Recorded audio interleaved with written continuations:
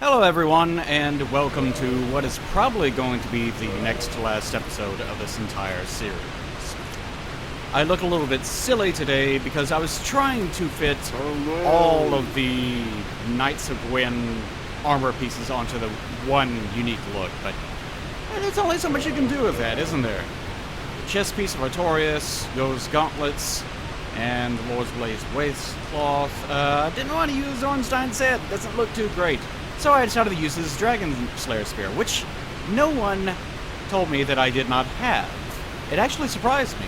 I'm sure that there's quite a few things in the game that we actually have not come across yet. That no one has just bothered to bring up because I'm right all the time. All the time. Okay, first of all, let's go ahead and get this out of the way. Dragon Slayer Spear +5. Cross Spear. Actually, the thing on top of the... I'm not going to go into what that's all called and whatnot, but it's there for a reason. It's there for a reason. Just don't worry about it. I'm not going to go into historical nonsense today. Cross Spear, born from the soul of Ornstein, or Ornstein if you want to be a heathen. A dragon slayer guarding Anor Londo Cathedral. Inflicts lightning damage. Like most god-based weapons, yes, miracle-based weapons. Effective against dragons. By the way, since it inflicts lightning damage in the context of this world, that probably means that it's made out of brass, or it is at least coated with brass. Because that seems to be the cognate of lightning damage in this world. Two-handed thrust relies on cross... And what? Two-handed thrust relies on cross. Yes. And buries spear. Okay, let me read this in a more appropriate way. Two-handed thrust relies on cross and buries spear deep within a dragon's hide and sends human folks flying. Yes. So, not really much to go on there in regards to any sort of lore at all. Thanks, Ornstein. Really appreciate it. But anyways, I'm using his spear, supplementing the lack of his armor pieces. Which actually, his entire... I've mentioned this before, I've even worn it before, but his entire armor set minus the helmet, replacing the helmet with the Giant's Helm is actually my favorite look in the entire game, I think. I wouldn't describe it as being my quote-unquote canon look, though. Anyways, I'm also using, of course, the Great Shield of Artorias. I consider using the Cleansing Great Shield, but I thought it'd be more appropriate to use this. But we've already been over the description of this, so I guess there's nowhere we need to go into it. But we've already been over the description of everything else. By the way, I decided to wear the Silver Knight Helm, because one, as I've demonstrated before, not many things go with this set, because the shoulders of the Artorias set are raised way too high, because they're meant to be accompanied with his helmet. So as a result, not many things actually... Not many things actually go with it. Like, this looks fine. You know, that looks great. You can even, say, exchange out the porcelain mask. It kind of blends a little bit in terms of color, but as you can see, there's, like, no neck anymore.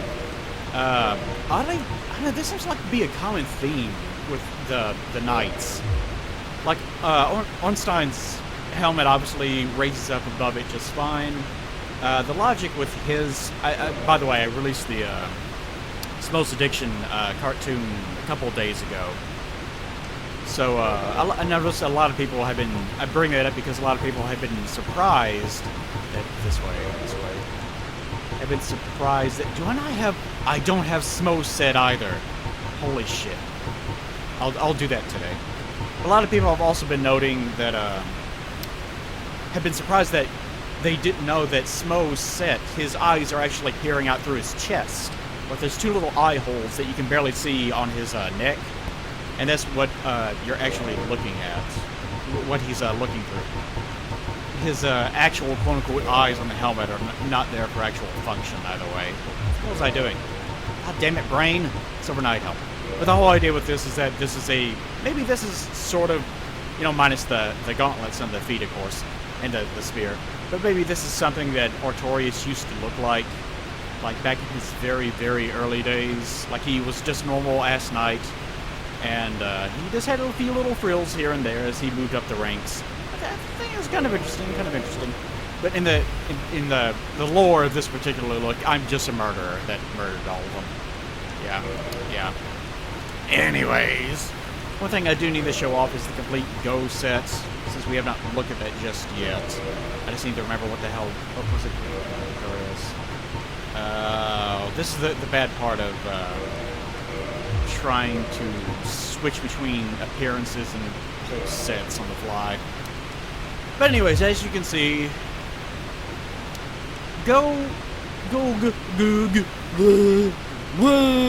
By the way, actually there's two different pronunciations. The official English translation is what you hear him say his name as. And the official Japanese translation, from the katakana, from my understanding, is actually pronounced a slightly different way, and that's the source of most of the confusion, just to briefly explain that. But as you can see, his armor does not really fit humans too well. This doesn't even make any sense. It doesn't make any sense. Like, he's huge. He was a giant. You could fit, like, multiple versions of me inside of his body. Multiple versions of me inside of his body. Hello there. Hello. So the idea that you're actually wearing his armor makes absolutely no sense at all. Like, we got his bow earlier, and that also makes no... It's one of those things, don't worry about it. But at the same time, if the answer is don't worry about it, then why the hell do they make it so big? Why not make it fit a normal human being? It looks ridiculous. Do you ever see anyone wearing this? Like, maybe if, oh, I look stupid, oh, I'm ridiculous, oh. You see people doing that sometimes, I guess. Very rarely I will see someone wearing either the gauntlets or the helmet. Not so much the chest or the legs. The gauntlets kind of barely go with a few things, but not really. The helmet is also just kind of big and dumb looking. It even has the resin still on it, which also doesn't make any sense. He was still wearing it. He couldn't even take it off. Whatever, man. What the fuck ever. But anyways, the armor pieces just do not go well with anything at all. Absolutely anything. Goes armor. Armor of Hawkeye Gu, one of Gwyn's 4 knights. Armor donned by Gu since his days as a dragon slayer. The medallion bequeathed by the Lord himself, and the dragonbone pauldrons are symbols of the highest honors. And the pauldron they were referring to, the medal that we're referring to is, of course, right there. The little, it's kind of weird. He has double pauldrons. He has a normal pauldron. Well, actually, this is not a pauldron. This is more of a, I can't remember the exact word. There's different words for the different configurations of the shoulder piece that you can put on your armor. A pauldron is actually more of a curved surface that kind of fully encompasses both the shoulder all the way down to the upper layer of the, now I'm forgetting names of body parts. The upper part of the fucking arm. You goddamn brain. But as you can see, this one only encompasses the shoulder itself. Anyways. Not much lore to go on here. As we've seen before, he was a knight. He was very honored. He loves killing dragons. Oh, but sorry about knocking stop disconnecting controller. Everything's going wrong. But the little miniature pauldron on top of this thing is made of dragon bone, of course. Is anything else around the dragon bone? Anything else? No, apparently that's it. Just that one thing. Dragon bone I wouldn't imagine would be very light, but maybe not. Does anything else? A helm crafted especially for the Honorable Hawkeye Gu. All of the eye holes were packed. Only, that's what it's meant to be read as, see? Yeah. Only the eye holes were packed with tree resin by those who dismissed Gu as a brutish giant. And I actually read the description of this, I think a couple of episodes back, which confused some people that apparently only watched the last episode. Why do you people watch things out of order like this? What the hell's wrong with you? Watch the whole thing. Watch all 500 hours, or whatever it is, of this playthrough. I'm sure that people will have lots of fun going back to episode 1 once this is done, and watching all the way through and being absolutely miserable. Especially as they realize, no, he's wrong, stupid. And then they go back to type a comment, so like, oh, he's not all to read it. In that voice exactly, because that's how my fans sound. But the reason why his eye holes were packed with tree resin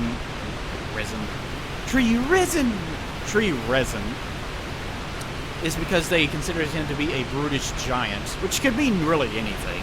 I mean, if you come across a big giant thing, you're not just going to be like, what a fucking idiot. Let's make him blind.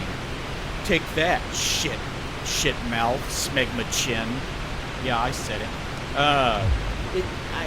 Like I talked about before, it seems like there's more going on than that. And I've already talked about my personal feelings as to what that probably entailed. I like the idea of him going to, what was it that I said? I liked the idea of him going to Ulusil in pursuit of Calamite, but then realizing that he didn't actually want to kill him, or else he would, I've already been over this before. But that was probably the source of contention as far as my eyes go. I need to stop knocking the microphone around. And that's why they kind of got pissed off at him, especially with him saying, well, the dark is inevitable, it's going to consume everything, to a town full of sun worshippers. But his gauntlets received as a decoration of honor, crafted of similar material to the gauntlets worn by these Silver Knights.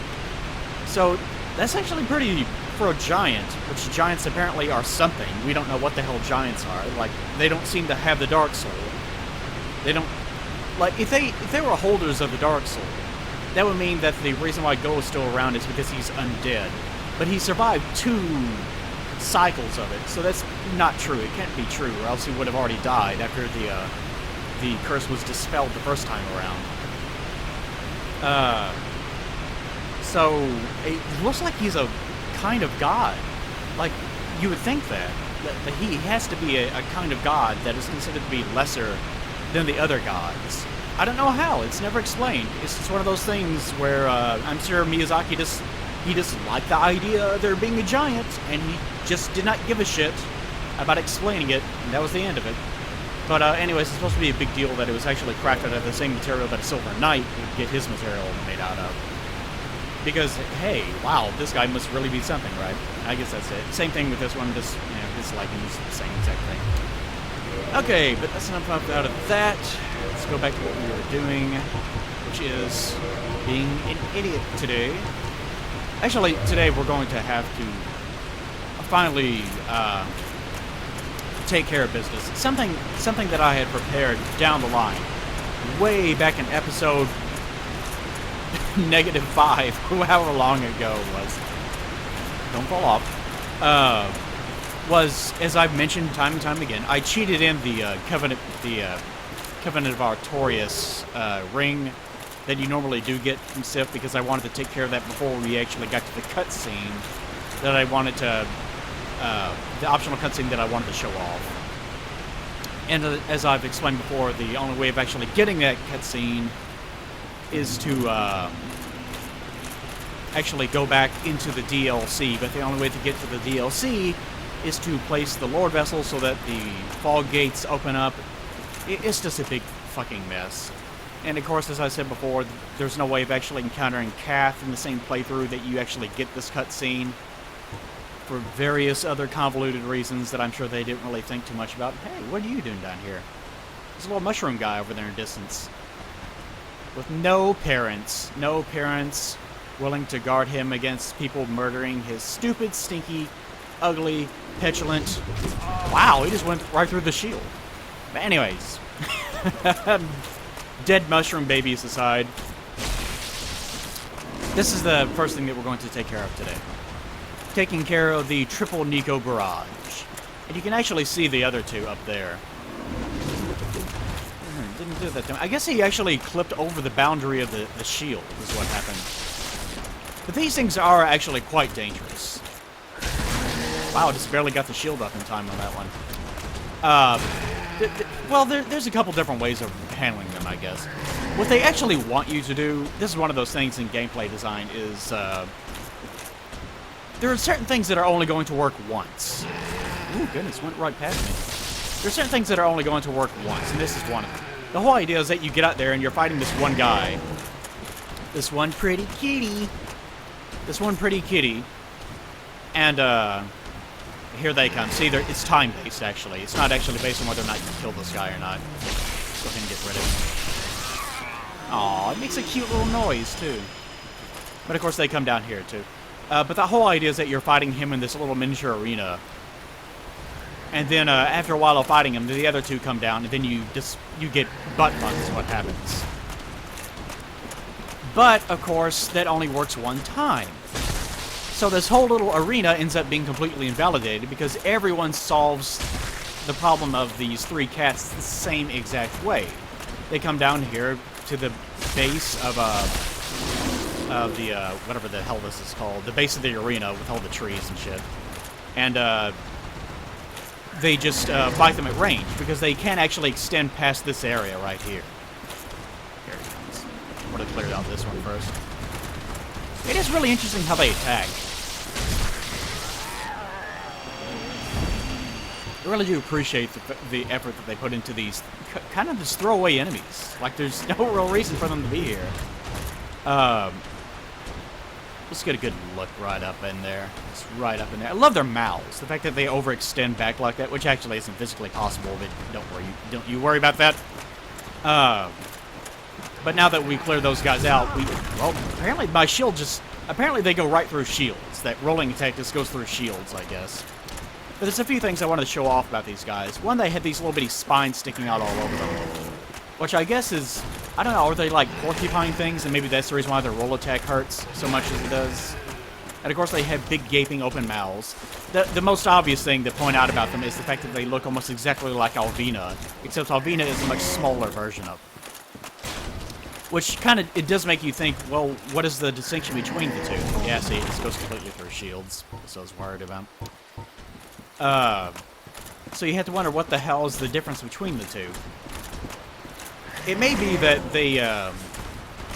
it could be that they're just creations of Alvina. We really don't know. It could be that they're actual relations, like they're some sort of other species or something. Or maybe it was that Alvina actually, at one point, used to be one of these and was elevated. Well, I was pressing A to dodge. I'm too used to other games. It's been a while. By the way, I have not played I have not really done anything lately because I was trying to get that animation done. And I wanted to focus completely on that for a while before I actually did anything else. It was actually ruining me. So I just wanted to get it out the door. So it could be that Alvina actually used to be like a baby version of these. Or maybe, I don't know, it's really hard to tell. Maybe these things are the size that they are because they've been eating people. And they've gotten that big because of that. Or maybe Alvina was supposed to look that way, but something happened to her and she just kind of froze in that state. I kind of get the impression that maybe they're supposed to all look like Alvina, but maybe these are big and warped because they have been affected by magic and affected by eating humans or something, if I had to make a random guess. So I'm going to lean on the side of the fence that says that Alvina is the way that they're supposed to normally look. Which does kind of make you wonder, what makes Alvina so special? Like, how come she has sapience? How come she can speak? Like, nothing else can, and as far as we know, the only things that actually have sapience in this world are, like, even the dragons don't have sapience. You know, they may have higher level brain functions. I mean, they're made out of stone, so saying brain functions is really weird to get right up in that asshole. It's really strange, but, yeah, maybe they do have some sort of form of sapience, but they never speak. Aside from Dark Souls 2, which is not canon. So we kind of get the impression that the only things that actually have sapience are things that are holders of the extension of the First Flame, the Lord Souls. So you have to wonder, what Lord Soul exactly does Alvina have? But it's one of those things where Miyazaki, he's not really abiding. I need to stop rotating around. It's making me dizzy. It's kind of giving me a headache, too. But it's one of those things where Miyazaki, I'm sure, did not really give it much thought. Like, he doesn't really like to abide by the laws of his own world. Like, if he wants a giant, he'll make a giant. If he wants a talking cat, he'll just make a talking cat. And he'll try to, if he even bothers, he'll try to go along this convoluted route of, well, maybe this, maybe that, and he doesn't know. He doesn't fucking know. It's kind of the same thing with these guys. I'm sure that they just had the design lying around, and they were like, man, these things would be awesome. And they are. They're great. I love these things. But do they really make a lot of sense? Not exactly. No, not really. But they seem to be related to Alvina. Maybe there's something that she made. Maybe there's something that naturally existed, sort of like the mushroom people, or the clams, or the dragons themselves. Just anything from that era. Maybe that's what happened. Who knows? Give me a nice look. Let's get right up in there. Oh, yeah. Oh, yeah, right up in that little asterisks. But the other thing I wanted to show off is, notice its tail. Its tail kind of curves up. I think I've mentioned this before. Aw, he's going all docile. That's cute. But its little tail curls up, and it kind of is reminiscent of the Guardian that we fought whenever we first entered Ulasil. Which may not actually mean anything, but I kind of got the impression that the Guardians, the Sanctuary Guardians, actually used one of these things as the basis for its design. You know, artistically and as far as the design, the actual design of the artists that work at FromSoft goes, and in terms of the design canonically that the Ulasilian sorcerers or whoever made the thing were using to attach all sorts of various things to, which I think is pretty interesting. I wonder which actually came first, the Guardian design. I know the Guardians are obviously DLC, so they came afterwards. But in terms of development, maybe the Guardians were actually developed first or alongside the two, and they just had the idea and they didn't have the time to actually incorporate it or not. I don't know. But it is pretty interesting either way that they are so utterly reminiscent of each other, which does seem to be a physical correlation between the two designs and the two monsters. So it could be that Alvina was actually the product of Ulasilian experimentation. That maybe the reason why that she can speak in the first place is because she was actually created by the people in Ulasil. And as we saw in the DLC, Alvina has a relationship with Artorias and with Sif for some reason. What that relationship is never really depicted, but she does seem to like them, and she does seem to like Sif in particular, or else she would not have led us to rescue him in the first place. So it could be maybe there is some sort of antagonistic relationship between her and the Ulasilians, and Artorias rescued her from that, or maybe it was that simply she had a positive relationship with the Ulasilians, and she was considered to be a friend or, you know, something, and after shit went down, then maybe Artorias rescued her from that. We don't know. It's one of those things. You can just kind of make up your own lore. Which is what I really like about the Dark Souls game. The fact that you have to involve yourself within the story, in the lore, to be able to get anything out of it. And I've talked about this in my Let's Gripe About Writing series on YouTube. The whole idea that the key to writing any sort of good story, or any kind of good universe, is to create involvement between the viewer, the player, whoever, the reader, and the universe that you're actually creating in the first place. So the more pieces that you actually leave missing, or the more that you actually have to try to infer, like that's the key word, inference. The more that you actually have to try to infer is this piece of fur vibrates uncontrollably. Come on, man. Come on. I keep hitting X because I'm used to the fucking end scope and Phantom Pain now.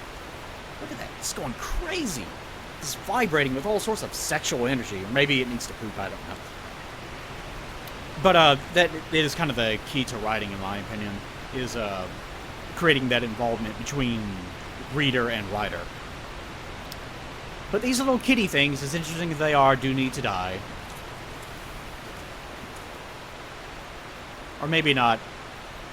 I don't know, I wonder how long he'll take before he gets angry and goes back to walking. Goes back to walking. Just keep right on trekking, buddy. You'll get up there someday. What actually happened here is that his pathing... I don't mean to make fun of the game right here, but his pathing obviously clipped beyond the range of these rocks, and he's scripted to walk back a little bit before he reinitiates his aggressive animation cycles. But, you know, he can't do it right now. But it gives us an opportunity to look a little bit closer at him. He does obviously have all these little spikes all over his body. And it seems like the Guardian actually sort of had similar things all over his tail, specifically. Like he had the big scorpion tail, but he also had little spikes all over it, if I remember correctly. And actually, I might actually have it on the Guardian tail. See, you can see him on the icon of the Guardian tail right here. Guardian tail plus 15. Let's have the Century Guard of Collectibles, Poisonous Tail, make rather obnoxious weapon. Now, of course, these guys are not poisonous. If you get hit by these little quills, you're not poisoned. So apparently that was something that the Olisilian Guardians the Olisilian sorcerers just added into the Guardian just for the hell of it. Because they're such swell guys, apparently. But look at his jaw, the way that it kind of... I know, it's kind of weird. There's no way that it would actually hinge to anything back there. But it does look neat. It does look neat, I'll give him that. But I really like cats, and it's always unfortunate that I have to kill them or anything like that in games. Really don't like doing that. Take one last look at him. Very obvious cat face. Kitty face. Good, pretty kitty face. It's lusting for blood. Lusting for blood. Let's get right up in that mouth. See what's in there. Unfinished textures. That's what's in there. Actually, that looks pretty good considering the low resolution that they had to work with and the fact that you don't have to texture the upper roof of the mouth at all. But it still looks pretty good, all things considered. Like I'm not supposed to be viewing it this way, but it looks pretty good. Doesn't have many teeth, though. Which I'm sure is just a modeling consideration, but, you know, maybe he just, you know, needs to go to the dentist more. Maybe he needs to stop eating so many sweet, sweet, sugary people. So long, Betty. Aw, kind of feel bad for them. But that's the end of the triple Nico barrage. Now, let's get this stupid fucking thing out of the way. Now, of course, the rest of the episode is going to be... Well, not the whole rest of the episode. Is going to be devoted to... The next part of the episode is going to be devoted to taking care of Sith. And I've already been through every other part of the Darkroot Garden, so you don't have to worry about that. Now, I'm sure a lot of you, most of the people that are watching this, probably have already played Dark Souls. But there is a normal version of the cutscene that we get whenever we approach the boss door. And,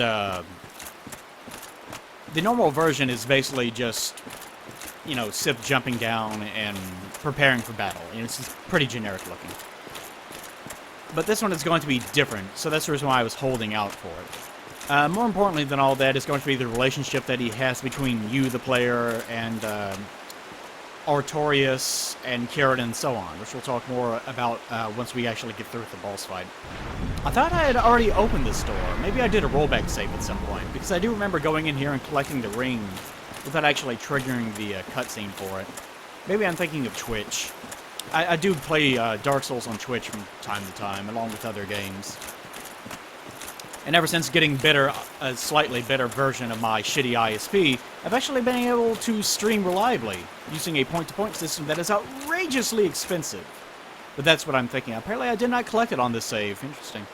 But we'll go over that a little bit later on. But you will notice, before we even begin, all the gravestones that are littered all around here.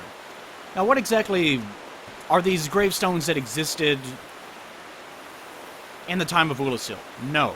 We know this because this is actually, as far as the placement, like that right there. Hold on, we'll run back for a second.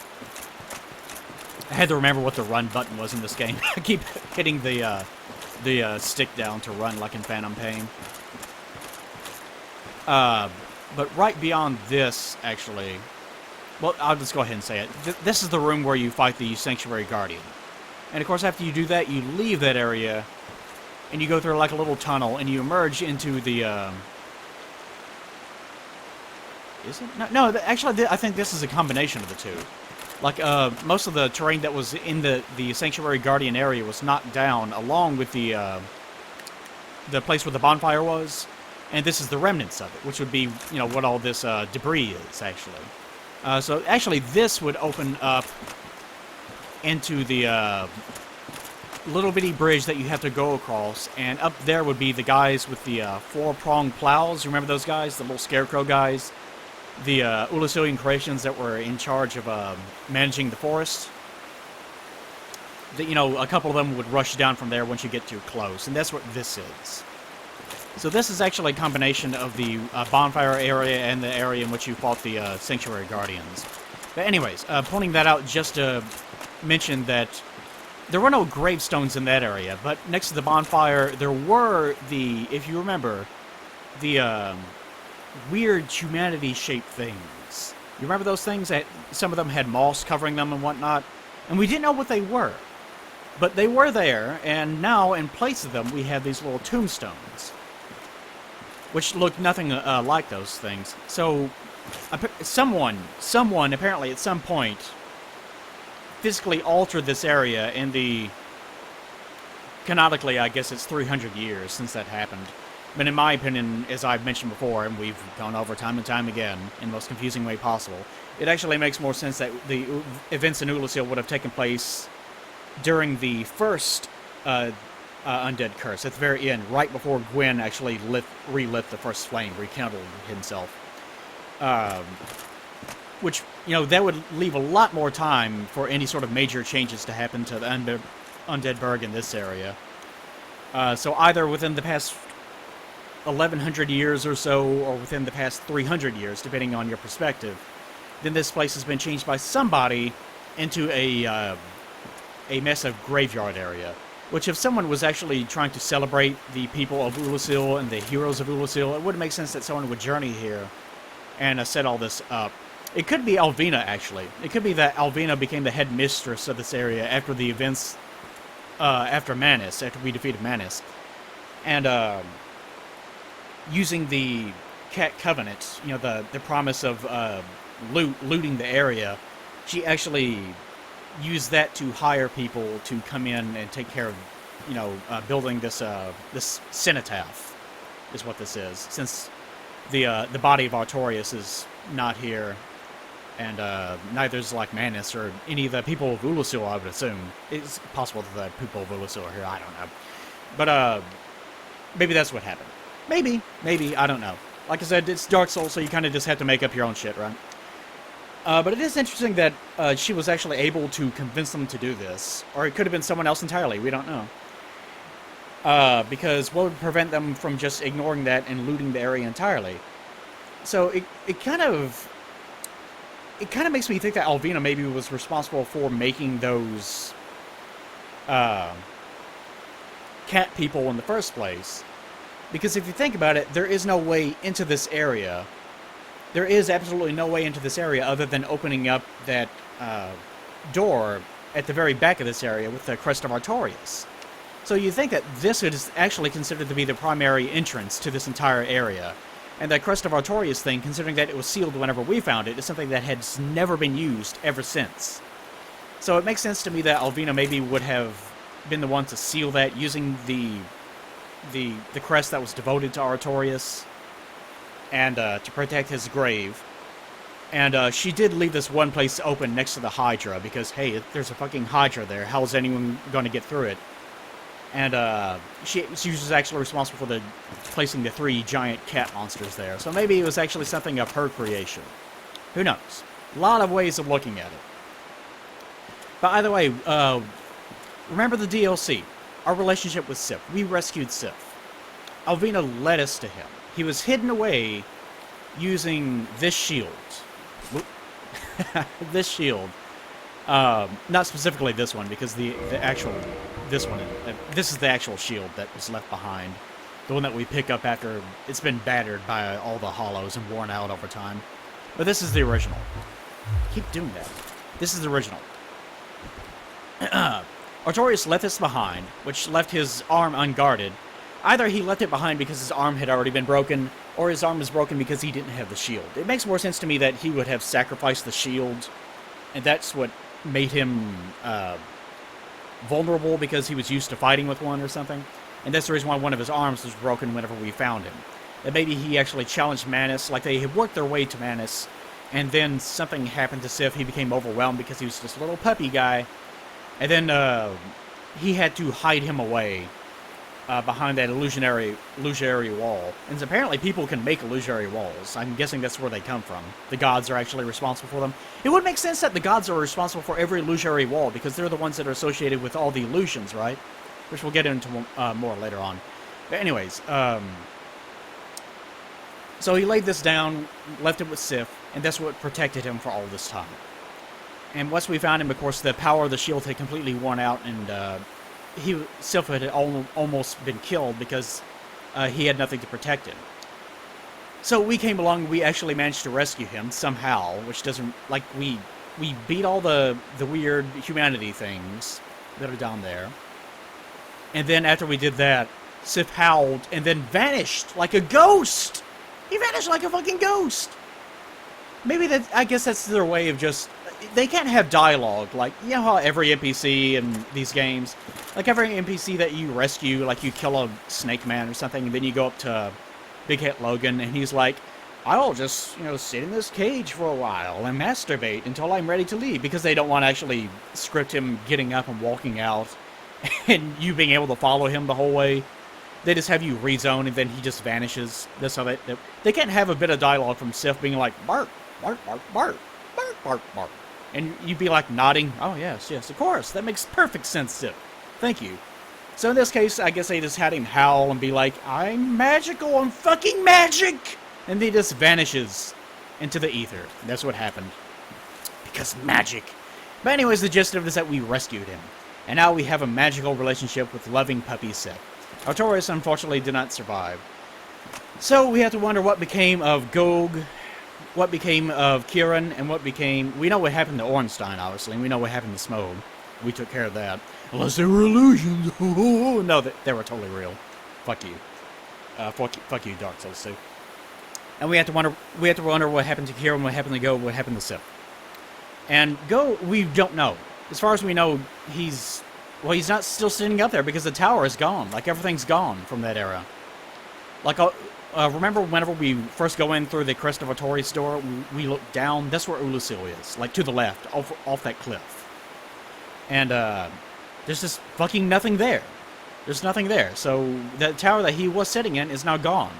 In the quote-unquote 300 years. 1100 makes so much more sense to me.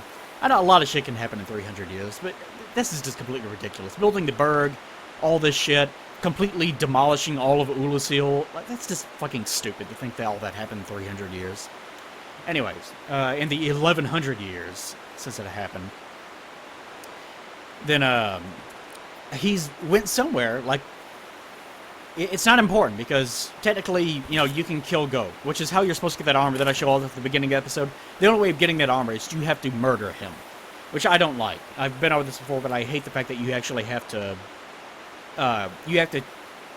like, you absolutely must be an asshole, like, in your role-playing. This is a role-playing game. The whole point is you're making your own story, right? So why would you force people into being a monster just to get, like, a piece of armor? Like, couldn't you just say, I like that guy's armor, make one just like it, to the blacksmith at Anor Londo, and he'd be like, oh yes, we forge good, and then he'd make you one. Like, it's ridiculous. But that's one of the things Dark Souls 2 actually did do correctly, allowing you that option. Anyways, all that aside, I'm kind of ruining, I was trying to build up some atmosphere for it, but I've kind of, fucked that up. But anyways, gravestones everywhere, memorial to the dead. This is a cenotaph to the great Artorias, who supposedly was the one that defeated Manus and saved, quite possibly, the entire world from the ravages of Manus himself, 1100 years ago.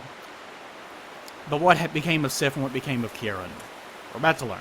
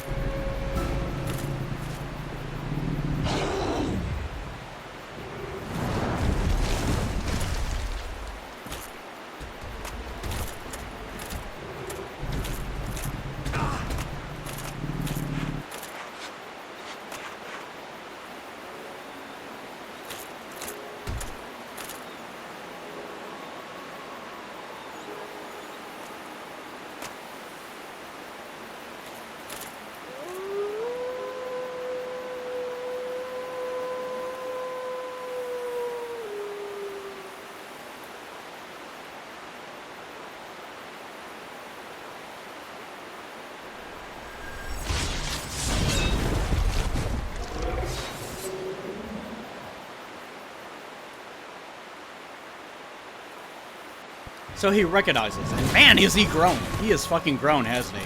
He's gotten to be a big puppy. Who's a big puppy? You are. So the context of the fight takes completely different tones. whenever you first encounter him without actually having that cutscene, without that context, he's simply guarding the grave. Which, why exactly he's guarding it, we don't know exactly, but we can probably safely assume that it's because of his relationship with Alvina. Like, there's an obvious agreement between the two of them that the grave needs to be guarded from looters. And that's what he's doing, basically. People keep coming into this area to loot the grave of his master, and he doesn't want that any more than Alvina wants that. So that's actually what's going on. But I thought it was pretty cool how the Dragon Slayer's spear actually clipped into the cutscene itself. I thought that's pretty neat. Pretty good framing. Not perfect, but pretty good. But whenever we encounter him now, after the context that we get from the DLC, we get more the impression that he is not fighting us to protect the grave of his master, of course. That he's actually fighting us now because he smells that sweet sort of nostalgic scent from you. And he realizes that it was actually you. You know, well, he realizes it's you, the person that actually rescued him. That you have to be on par with his master. Because if you think about it, he must be very aware that his master was not the one that actually beat Manus. Like, he has to know that, absolutely. So in his mind, in protecting his grave, not only from looters, but also waiting for you, the return of you, because I'm sure that Alvina has communicated what exactly happened before he was rescued. That, and of course he was there for the fight, optionally, so he knows what the hell happened. That, he's been waiting for you this entire time. And he knows, you know, I don't know how much sapience actually Sif has, but we do get the impression that he is very intelligent. That what is actually going on is that he's been waiting all this time for your return so that you can take up the mantle and solve the problems of the world where his master could not. Because he knows that you're actually stronger than his master was. Or at least that you were more capable. He lacked the shield. I'll say it that way. So it's possible that he could have taken care of Manus on his own. But without it, he was too vulnerable. He was not able to actually complete his task. So even if you have not exceeded his master, you at least are on the same power level that he is. So the fight between Sif, like, people always say that this is a very sad fight. Because they don't want to, of course, they don't want to harm their friend. But the thing about any sort of fight between, you know, warriors, within the context of any sort of literature, and of course, I'm sure between actual human beings, and even though Sif is not a human, you know, I attribute humanized characteristics to him. This is not sad. Like, this is an honorable challenge between two fighters. And the point of this is not to kill him. You know, the point of this is that he is doing one last test, one last display of the honor and the power that his master and he once held, and display of a changing of guard between the two eras. That you are being gifted down the power that the two of them once held. And you are not only doing that, but you're also making a display of the worth that you actually have as a warrior to take up the challenges that they were not able to take up to meet the challenge of. So this is one of those things where I think you're really not supposed to be sad about this fight necessarily. Although there is definitely that tone. Like, there's a melancholy tone to this fight. But don't consider it to be a loss to Sif. Like, don't pity him for this, because this is his decision within the context of his characterization. This is something that he wants. He made this challenge. Like, we didn't come here looking for a fight. He was waiting for us. So in the context of our relationship between them, like, he's not being aggressive. He's not being a monster. He's not doing this out of any sort of remorse or sadness. This is a display of everything that he is. Like, as you get older, you're going to worry about what exactly your place in the world and whatnot is, what your legacy is going to be. And for him, his legacy is this. Like, it's going to matter more to you what it will come after your death than the worrying about your own immortality, whether or not you will be able to live forever and keep generating legacy to leave behind. The older that you get, the less concerned you are about what it is that you are doing, and more concerned about how you will be remembered and what your legacy actually is. And that's what I imagine that Sif has kind of come to realization of. Like, he doesn't have his master. He doesn't have Kieran anymore. He doesn't have any of his old friends aside from Alvina. And that is sad. That is melancholy. But what he does have is his own strength. He has his own strength, and he has the memory of his master, and he has the memory of all the things that made his life great, and made all the events of his life memorable. And that's what this whole cenotaph is devoted to. The whole grave and whatnot. So, don't pity him. Like, even now, as he's injured, and I'm trying to spare his life, he continues fighting. Not because of desperation, or because of any sort of sadness or anything, but because of his strength.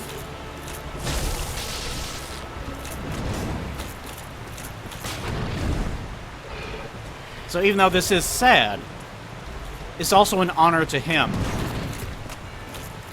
to actually be beaten by the chosen undead, so that his legacy and the legacy of Artorias and all the people that he loved in all the events of his life can actually move on into the next generation.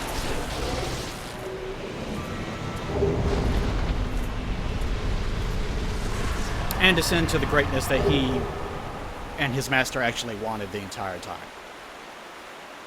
So to me, that's the context of this fight. It is sad, but at the same time, because, like, that's the reason why I wanted to wait for the DLC. Because it takes on a completely different meaning. If you don't do the DLC, then you're just some asshole that came into the cenotaph of his master and you killed him to loot the grave. That's what it is. But with the DLC, it completely changes tone in every way. And now it's more about an exchanging of the guard.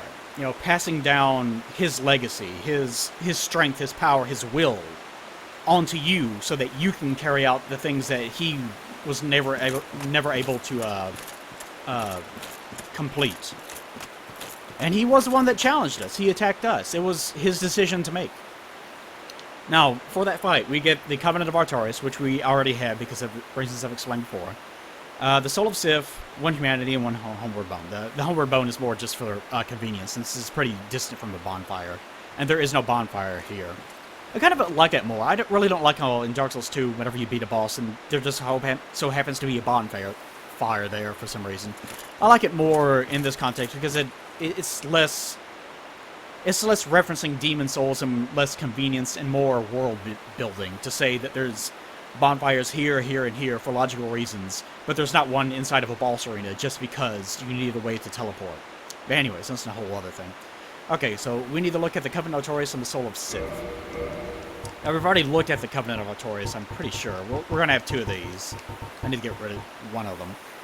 Covenant of Artorias. This ring symbolizes Knight Artorias' covenant with the beasts of the Abyss.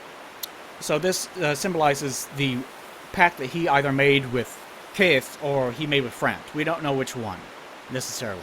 But it does seem to have been with Keith, which actually is kind of unusual. It would be very conspiratorial for the gods and the people of Ulasil to learn that he had actually made that agreement. But then again, they were the ones that made the agreement in the first place. So who can actually say what exactly happened during that era? But it does seem that Keith actually was the one that tricked all of them. Or maybe not necessarily tricked them, but, you know, he thought he was doing something for the greater good. We don't know yet. That's a topic for the next episode. But he made the agreement so that he could actually traverse the Abyss to try to take on Manus himself and eventually the Four Kings. Although he never got around to the Four Kings, obviously, because, you know, he lost his arm and eventually his life in Ulasil before he could actually return to New Londo, which, as far as the canon of this game, he was already in New Londo once. So what exactly happened there, too, we don't know. But anyways, it's where, like Artorias himself, can traverse the Abyss. So, not much to talk about in regards to that, I suppose. And these are all key items. It's going to be... I keep forgetting how this game is organized sometimes. And lastly, the Soul of Sif, which I think the Soul of Sif can actually make like 3 different items. Like, there's a whole lot of shit going on in regards. Let's see. There's the shield, and then there's 2 variations of the weapon that he uses. So, Soul of Sif. Soul of Sif, the great Grey Wolf, who guards the grave of Artorias, the Abyss Walker. So it says that it's his grave, but as far as we know, he didn't leave a body behind. So I kind of view it as more as... It seems more fitting to me that it's a cenotaph rather than an actual gravestone. But that's just me. Special beings have special souls. So Sif was a special being. Use the Soul of Sif, who inherited the Divine Night Sword, to acquire a huge amount of souls to create a unique weapon. So it says that he inherited the Divine Night Sword. So, whenever we rescued him, you will remember, and of course the sword is not here now, but you remember that whenever we rescued him, he had the sword with him. But whenever we fought Artorias, Artorias also had the sword. So it could be that he was like D-Dog, and he had a little sheath on his adorable puppy armor that he was able to pull a sword in and out of, and that was just how he fought, and maybe both of them had a weapon. Or maybe it's just one of those gameplay conventions where you're really not supposed to think about it too much. But either way, he had the weapon just the same as Artorias did. And he inherited it, so it seems to be implied that after you beat Artorias, the reason why you can't pick up the weapon is because, I don't know, it was somehow taken to him, given to him afterwards, maybe about Alvina, I don't know, it doesn't make any sense at all. Or maybe that occurred beforehand, and your fight with Artorias is not supposed to be overly literal, like he was not actually supposed to have the weapon. Like, the logic of it doesn't make any sense. It's just a fucking video game. That's the end of my line of logic for that. But it is interesting that it grew in size, like it became monstrous. Whether it was the one that Artorias dropped or whether it was the one that Sif had in his little mouth, his adorable little puppy mouth, it doesn't matter. Because Sif got really fucking huge. And the sword got really fucking huge. And up until now, the only explanation whatsoever we have ever had for why things get big in this universe is that they are feeding on humanity. Now, it could be that the reason why that Sif is so big now is because so many looters have attempted to raid this place over the past 1100 years or so that maybe he's been subsisting off of their bodies this entire time. Like, they raid, he kills them, eats them, and since the sword, and kind of Asian, Japanese way of looking at it, the sword has also been feasting on their blood, that maybe the sword has also grown in size at the same time. Or it could be that maybe simply this is the way that the gods work. That the gods actually grow in size as their legend grows, but we have no real context for that. The only other god that we ever see that's actually that big is Gwynevere. And that was an illusion. Which we'll find out maybe today. Maybe we'll do that today. But, there's really not any explanation for it, but it is impressive all the least. It is fitting, I'll say that. It could also be that, I don't know. It kind of depends on which came first. Because obviously the Sif fight has always been here. Then the DLC came out. Were you really going to rescue Sif, a gigantic Sif, from all those little bitty humanities? Probably not. So it's more fitting for him to be small anyways. I do get the impression, though, that it was always intentional that he used to be small, and that he just simply got big. It could also be that maybe he got big because of something that Alvina helped do to him, or there was something, I don't know, maybe there's some sort of power that was passed down to him that made him grow up over time, or maybe his, I wouldn't want to say this, maybe his race is like this, a race of gigantic dogs that the gods just used to have, and he was just a puppy at the time, but that doesn't make any sense, because he used to be really small. Like, gigantic dogs like that give birth to, like frog egg levels of just hundreds of puppies at the same time. That's kind of horrifying if you think about it. But also, his sword used to be small, and now it's really big. So I kind of use that as evidence that something happened. And to me, the most logical explanation is that he has been killing people, humans, that have been attempting to raid this area maliciously for so long that that's what caused him to grow large in the first place. And you might think, well, maybe that's where all these graves come from, but why would he be building graves for them with his tiny little puppy jaws, especially whenever the graves are obviously handcrafted by a human being? Like, this is not something that Sif... Like, if they just look like jagged pieces of stone, then maybe, I could have accepted that. Then maybe he killed them, and maybe even consumed their bodies, who knows?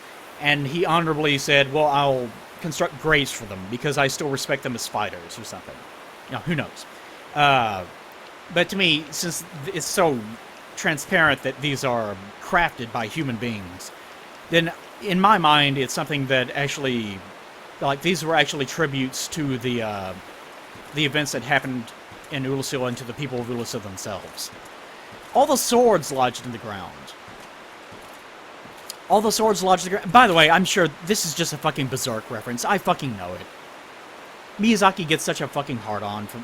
What annoys me about... This is a Berserk reference, I know, so if you're screaming in the comments, I know. It's Miyazaki, after all. He doesn't have his own ideas. He just looks at other people's stuff and then assembles them together and then goes, oh, this would be cool. This is what annoys me about him sometimes. Like, I want to see your ideas, Miyazaki. Do you not have an imagination of your own?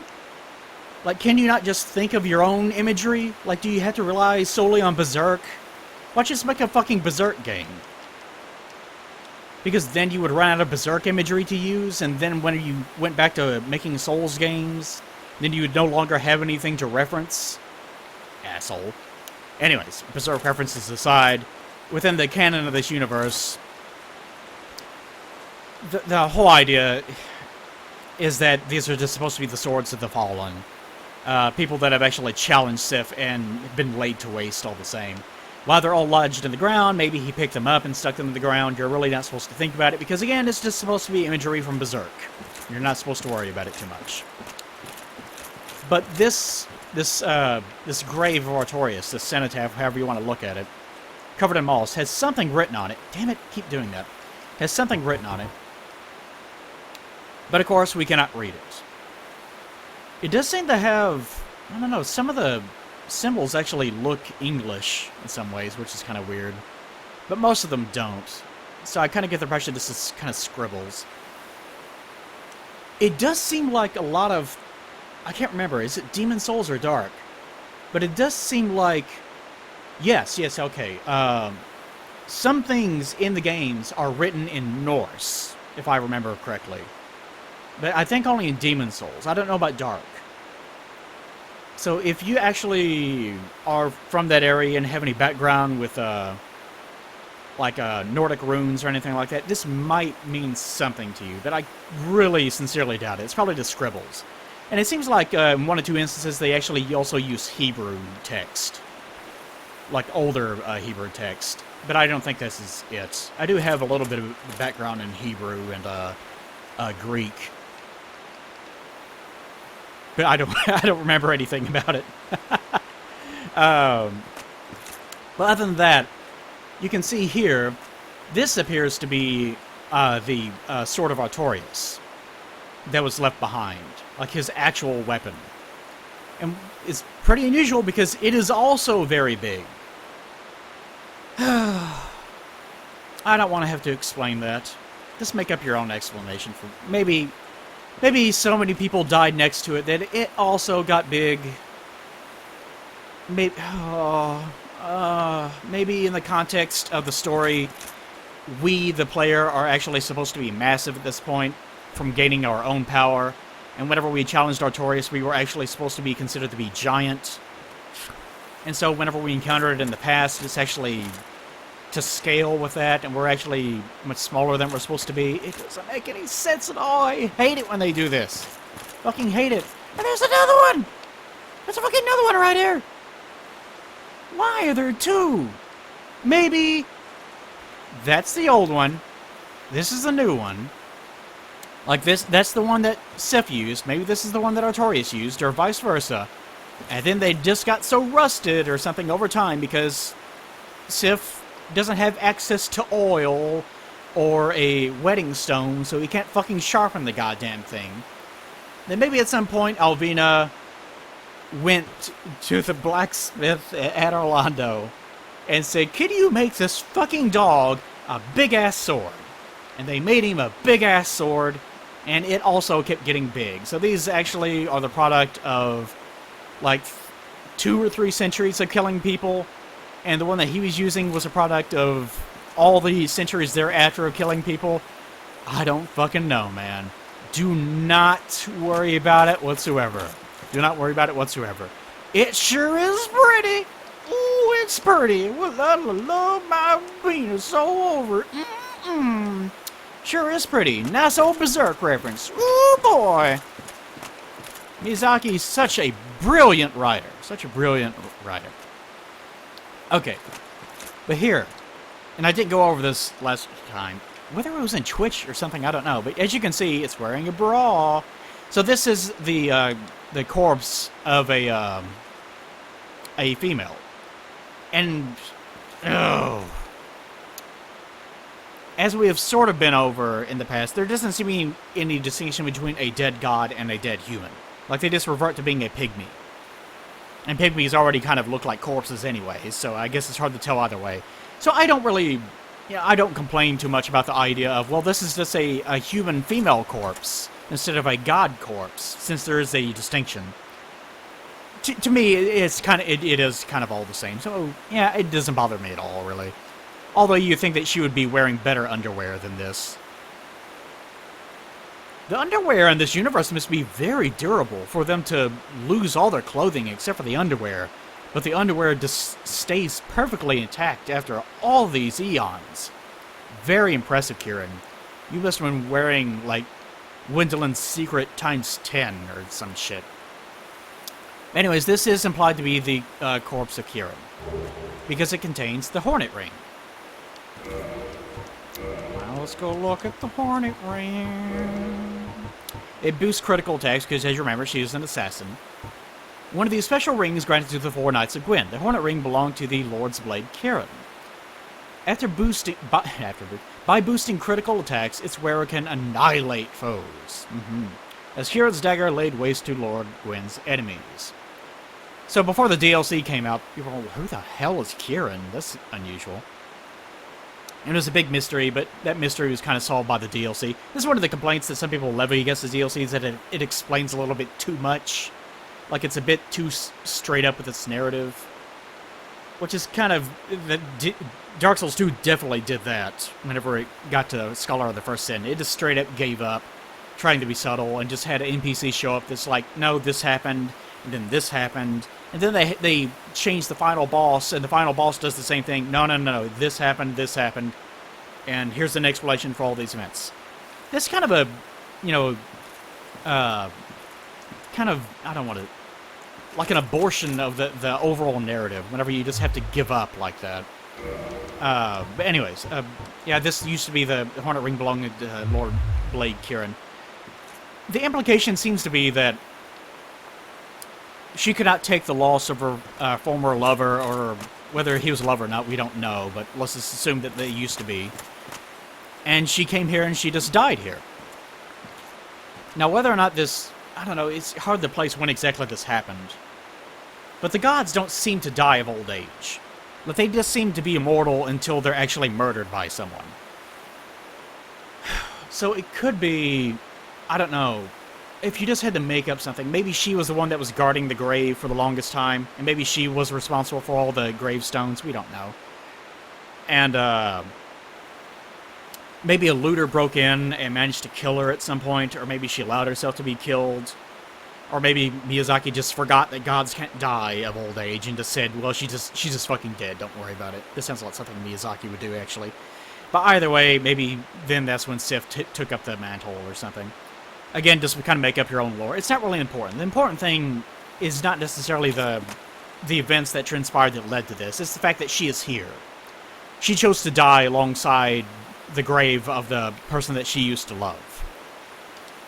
And these are the little moments that make Dark Souls great.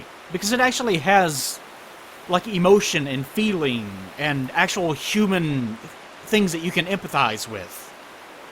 Unlike Dark Souls 2 and unlike Bloodborne, where people are they're just crazy for no reason. Isn't it interesting how crazy and wacky they are? No, it isn't. What is interesting are human flaws, relatability, and so on and so forth. That's how you write. This is how you fucking write. And it doesn't have to be The Godfather Part 2. That open mouth.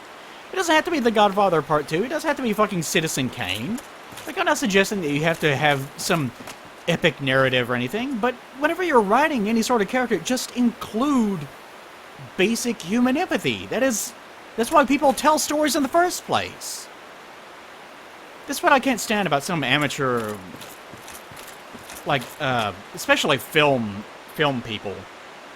Because a lot of times they seem to be more in it for, like, special effects than they are for story. So they end up focusing on a lot of stupid shit. And the same goes for a lot of video game developers. That they're in it because, hey, you know, I started as a modeler or a scripter or something. And, you know, they're not in it for writing stories, obviously. And the people that are in it for writing stories are shitheads like David Cage. They're people that could not make movies or write novels, so they see video games as being a place where they can take a big steaming dump and finally get their narrative out that no one cared about it in the first place. And so they end up writing these convoluted, nonsensical, shitty stories, like Cage does. And we get that as a result. So it's actually very rare in a video game to see something handled with kind of this level of, kind of this small nuance. Like, it's not in your face. Like I talked about earlier in the episode.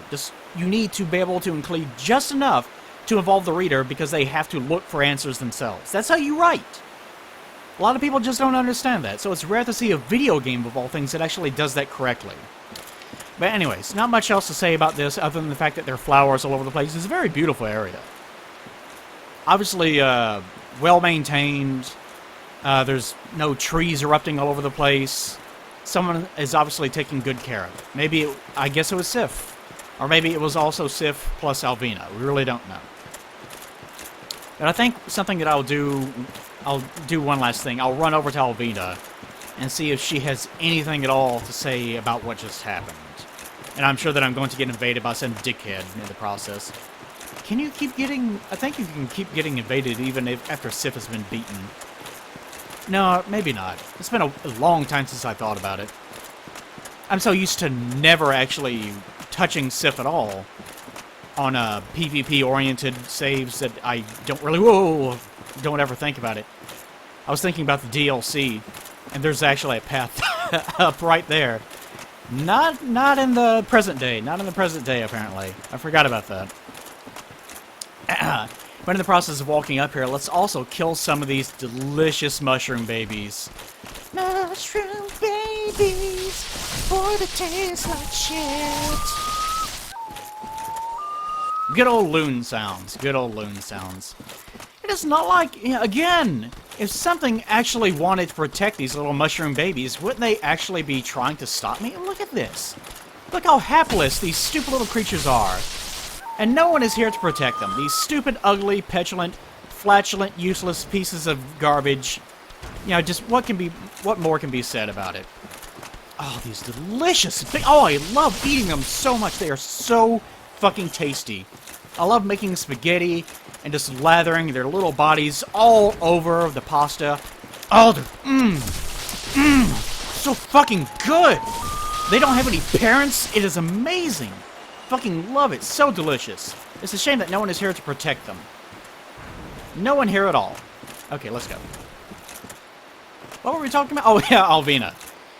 So you would think that given the relationship between Alvina and Sif and Artorias and so forth, then, I don't know, it's hard to tell whether she would actually be upset or whether she would be glad, like she would know, oh, he was waiting for you this whole time. It's good to see that his life was finally fulfilled. But... actually, she'll probably be pissed off that I left the Covenant. Oh, it is thee. Thine kinsmen are betrayed. Well, yeah. This doth bode most badly. No rest will ease thy rotten soul whilst there is one clansman living. Forever tormented thou shalt be by our very howls. Hellish villain, thou hast used us most foully, thine own family. For thee, no mercy shall be shown. Well, sorry, Alvina. And she just vanishes in a big misty cloud of kitty farts. Kitty farts would be white, wouldn't they? I don't know. I take that back. I have cats. They definitely wouldn't be white. Okay, so we're not going to get anything out of her today. Actually, what I should have done is apologize to what's his face. Whoa, whoa, whoa. They're angry. I forgot that they actually can do that. Hey, didn't I kill you? Oh, you asshole.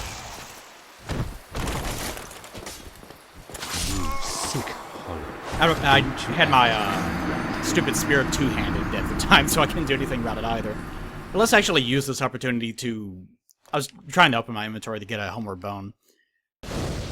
Wait, how did I get his stuff if he survived? Huh. Oh well. One of those weird things about rollbacks and save. Actually, this is exactly where I need to be, too. This is where I wanted to go. So let's run up here and ask for an apology from him and see if we can actually get her to show back up.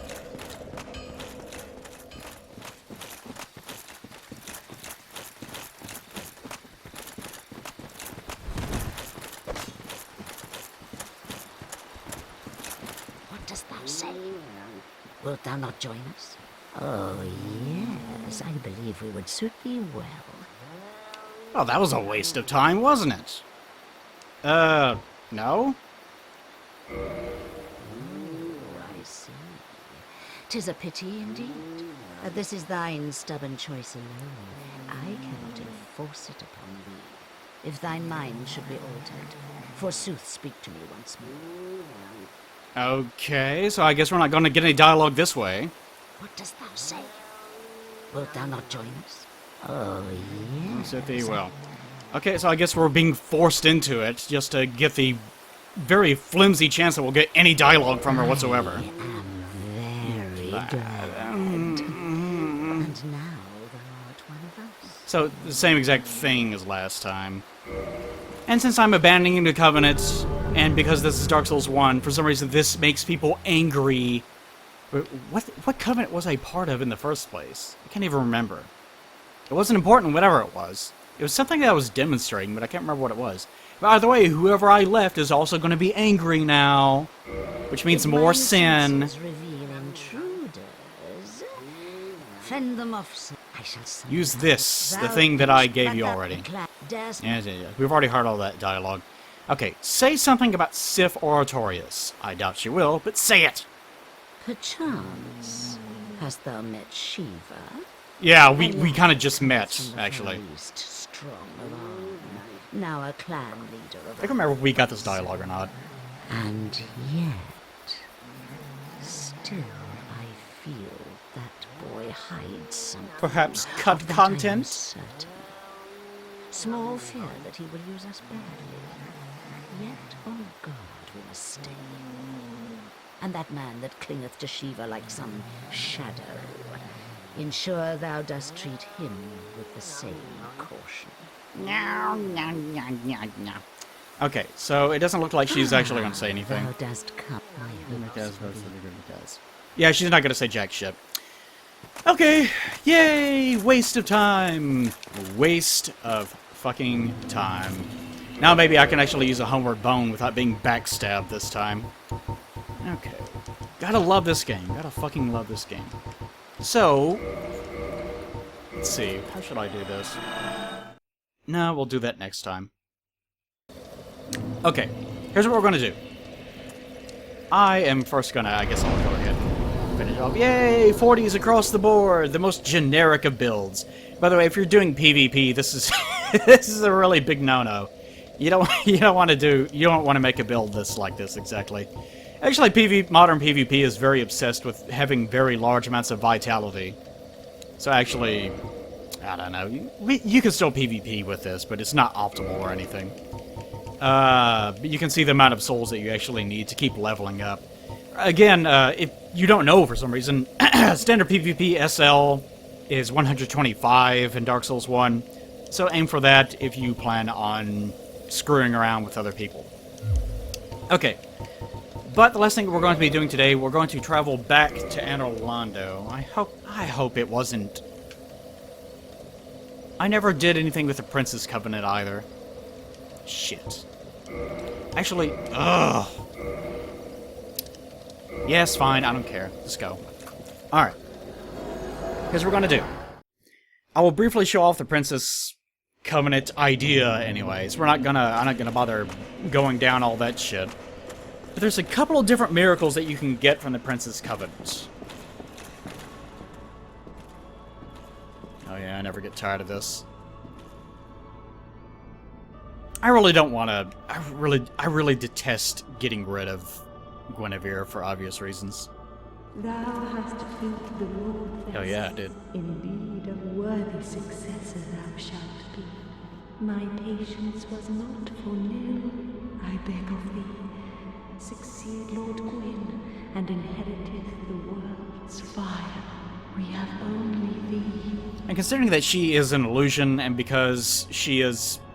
Basically what we're actually hearing, I'm assuming, is actually the voice... Well, it's not the voice, but, you know, it's the words uttered through the illusory voice of Gwynevere from Gwyndolin, which is kind of weird.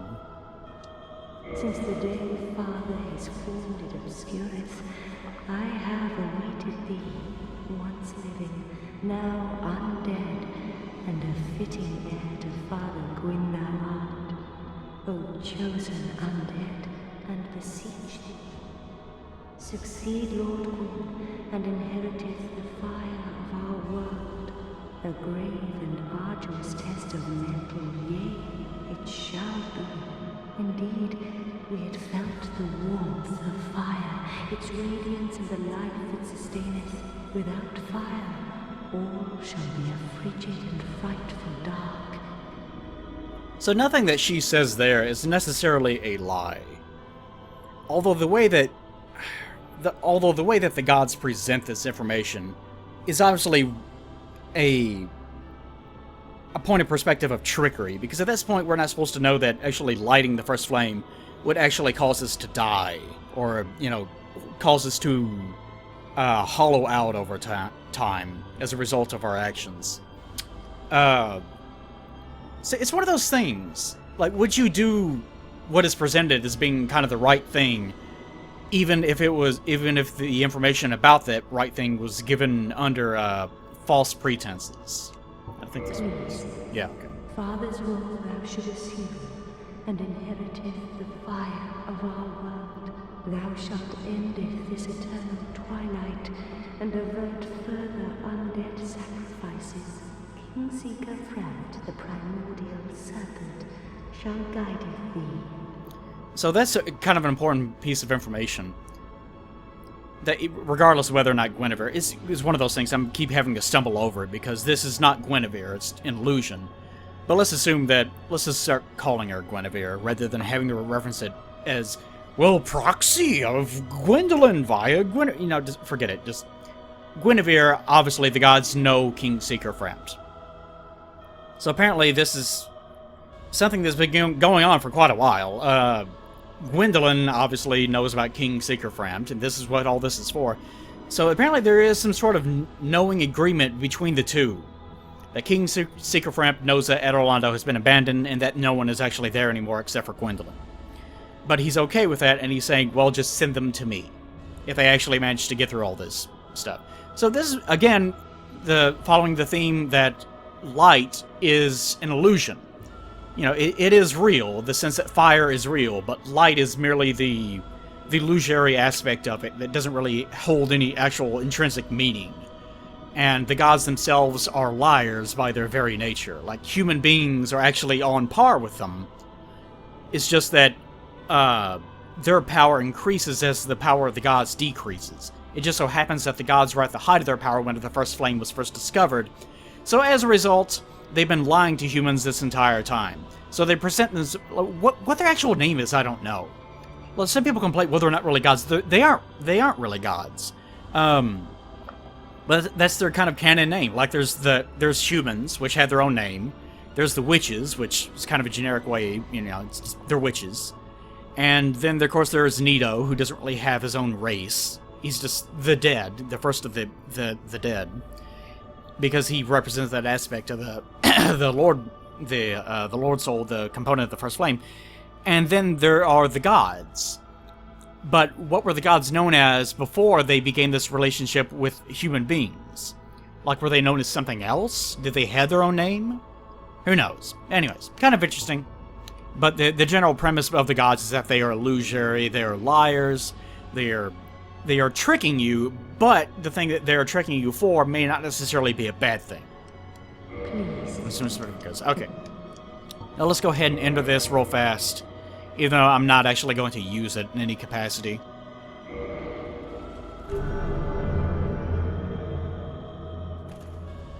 And this nets us the Ring of the Sun Princess. Hereafter I, Gwynevere, shall serve as thine guardian. If thou so needest, I shall devote all to thine safety. May thou be one with the sunlight forevermore. I'll try to keep that in mind. She'll devote everything to mine's safety. It doesn't really make any sense. The whole concept of this Prince's Covenant is that it's supposed to be... from the canon of the world, it's really strange. Like, it's supposed to be presented as the God Covenant, like the one that's always associated with the gods. That just sort of seem to display this notion that the gods present themselves as being caretakers of humanity, rather than things that need to be revered and worshipped, necessarily. Because if she is sort of representing gods as a whole, this illusion, then that would mean that this covenant is being presented in the same way. That, yeah, that from a gameplay perspective, the Prince's Covenant is there for people that want to do co-op, and it didn't work. You know, no one uses the Prince's Covenant. One of the primary problems is that you have to get to Anor, Londo, of all places, just to be able to use it. And most of the places where you're probably going to be doing co-op in the first place are probably going to be before that. Or within Anor, Londo itself is probably the most infamous place for co-op. Just very, very poorly handled, along with the fact that there are so many heal spells in the game that do not work on other people. And the only ones that you can actually get are the ones from the... I have to look. The ones from the Duke's archives, actually. Because they were the maidens that were abducted from Anor, Londo itself to be experimented on. But those miracles, I think, are the ones that you actually use to heal other people. And I don't think that you actually get any rewards. Subtitle me, correct me if I'm wrong on this. I don't think you actually get any substantial rewards from going down this covenant in the first place, other than, oh god, what is it? Like, getting more healing power or something? I can't remember. Subtitle me, take it away. Ta-da! But, anyways. Yep, she's a lie. The covenant that she's preaching about is a failure. It's very fitting.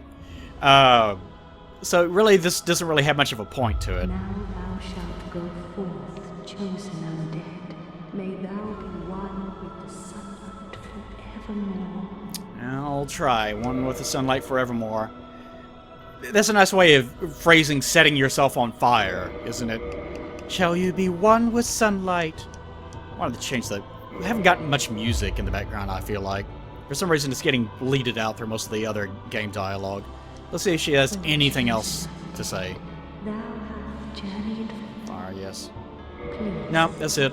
And it seems like she actually does say a little bit more. Thou shalt go forth, chosen undead. May thou be one. Something forevermore. It seems like she might say something a little bit more if you actually level up the Covenant. Actually, there is a couple of things that I want to show off. There's a bit of unused animations for her that I do have some video of for reasons.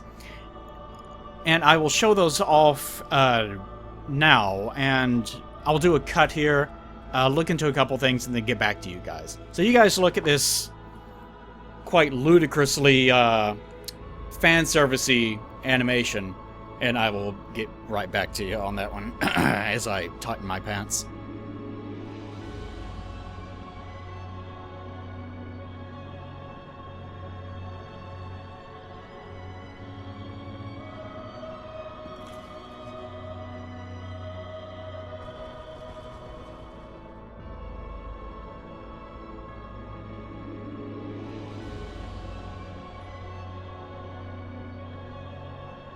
Okay, welcome back everyone that had to stop and take care of things, I'm sure.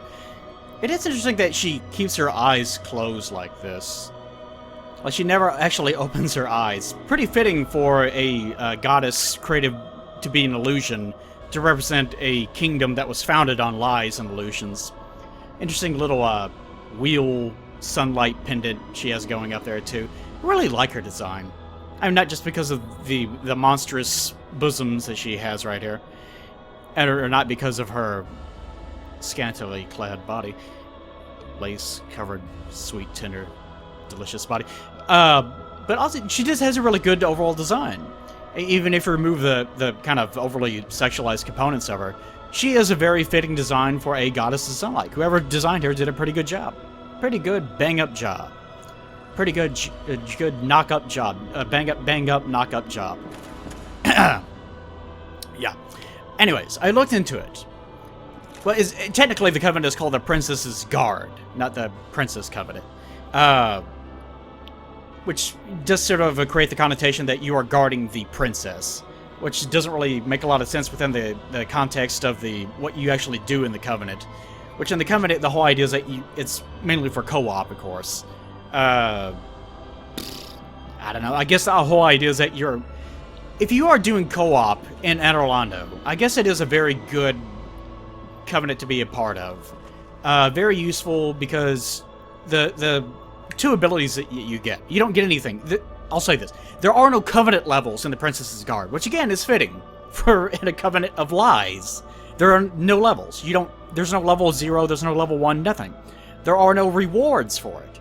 And in fact, you can't even use, like, the whole benefit of joining a Princess's Guard is that the two abilities that you get to use, which are like, where the fuck those two are.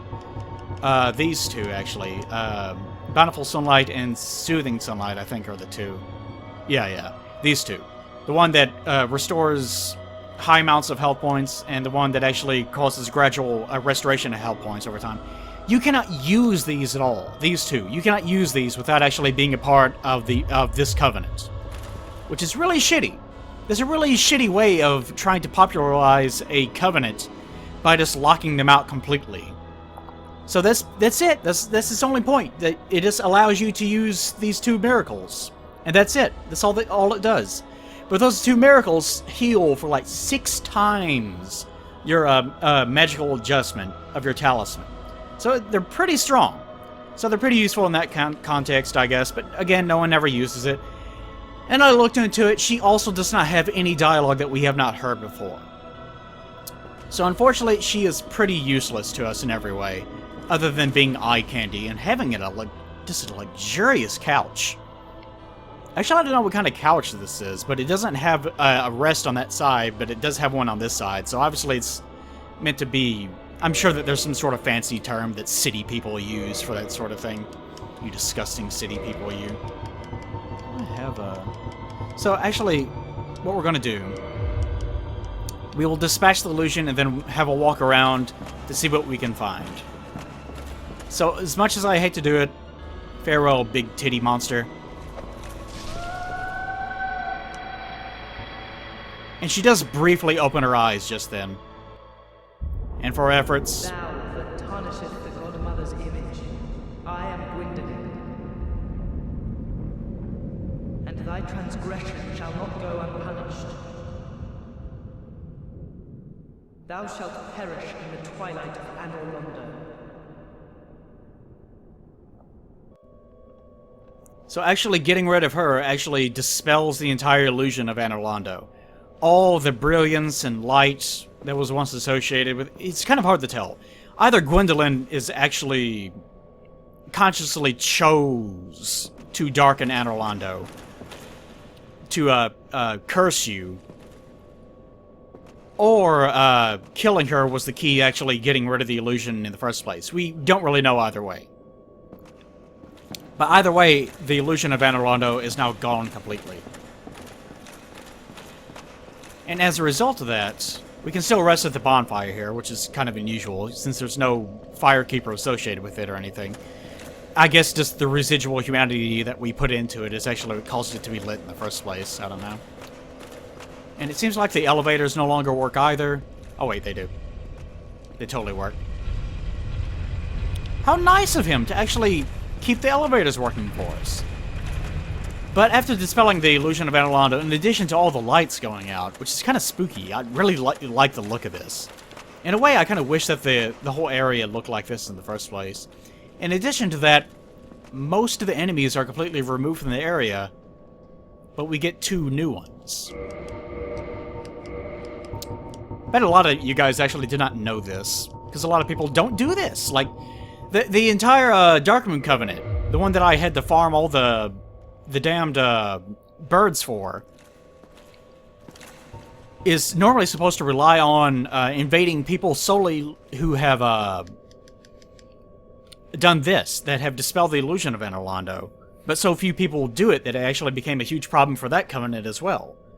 They just did not think of the covenants particularly. They did not plan them out too well. But here we have, I think their official term is, they are Darkmoon Blades, but I think they're like Darkmoon Warriors or Knights or something. But they are here for vengeance. Like, they're here for the same reason that, whenever I was part of the Darkmoon and never actually got the invasion function to work, they are here for that reason. Like, they are here to exact judgment on those that would actually dare to dispel the illusion of Anor Londo. Across all dimensions, you know, I won't get into the dimension thing, that also doesn't make any sense. But the most important thing to know is that this one right here, I don't think I can get too much closer without aggroing them, is obviously a Boulder Knight. A human Boulder Knight. Someone that is not undead. And this one over here is a Knight Berenique, or Berenike, however you want to pronounce it. So you remember those guys? Those were the 2 groups that were trying to get into Anor Londo whenever we first got into the undead parish in the first place. We encountered both of them. We encountered undead Boulder Knights, and we encountered undead Great Knights of Berenike. The ones that use the giant tower shields and the giant mace. Even though this guy is obviously not as big as those guys are, because they just use normal player models. Let's see if I can get closer without aggroing them completely. But it's interesting that they are here, which does sort of seem to imply that some of them actually succeeded in making their way to Anor Londo in the first place. In addition to that, maybe either these are people from our world, which they are human. They don't appear to be phantoms. So that does seem to insinuate that people have made it all the way through Anor Londo before. And at least have gotten to Gwyndolin's chamber, if not Gwynevere's chamber. So people apparently have actually succeeded in conquering Sin's Fortress before, and we just have not encountered them until now. But these are the only 2 that we actually see. There are 2 precedents here. There is sort of an insinuated person named Berenike or Berenique, or Berenice, however you want to pronounce it. And some people say that this might be him. And there's also, if you remember, the Night King Grendel. And even though it's not said the Night Queen or anything, but some people also say, well, maybe this is an insinuation that there's some sort of this is a female character, obviously, that maybe it was actually, the Night King Grendel was actually a woman.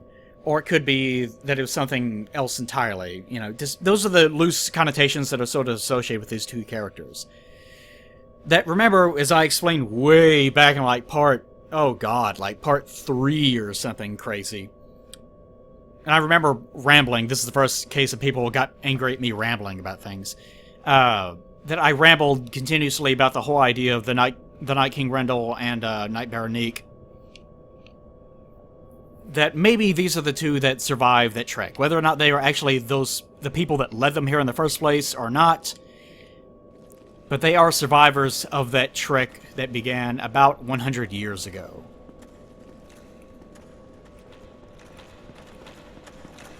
Damn it. I keep forgetting the controls.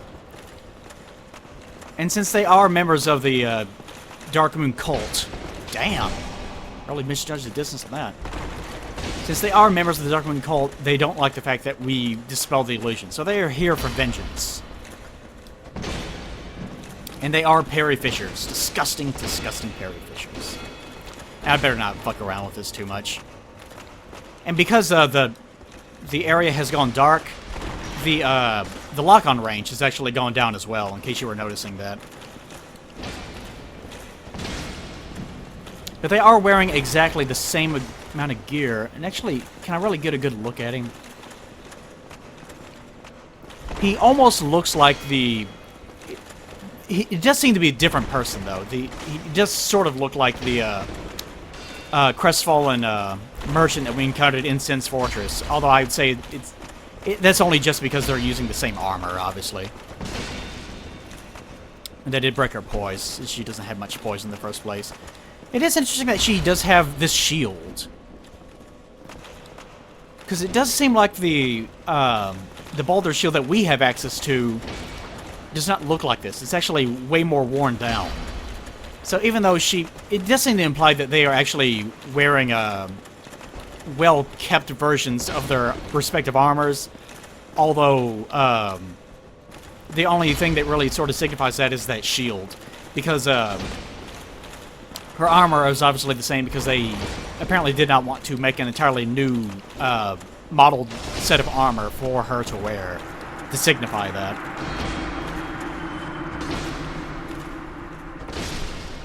They have no dialogue. The only thing they really add to the lore is the fact that they exist in the first place. But they do sort of represent the offline component to your betrayal in the first place. Of course, other obvious component is that if you betray Gwyndolin and Gwynevere, or not necessarily betray them, but, you know, if you dispel the illusion, then you end up having to fight other players as well, in theory, although that obviously didn't really work out too well. But you'll notice that the Silver Knights are still here. The Silver Knights, as it turns out, were not illusions at all.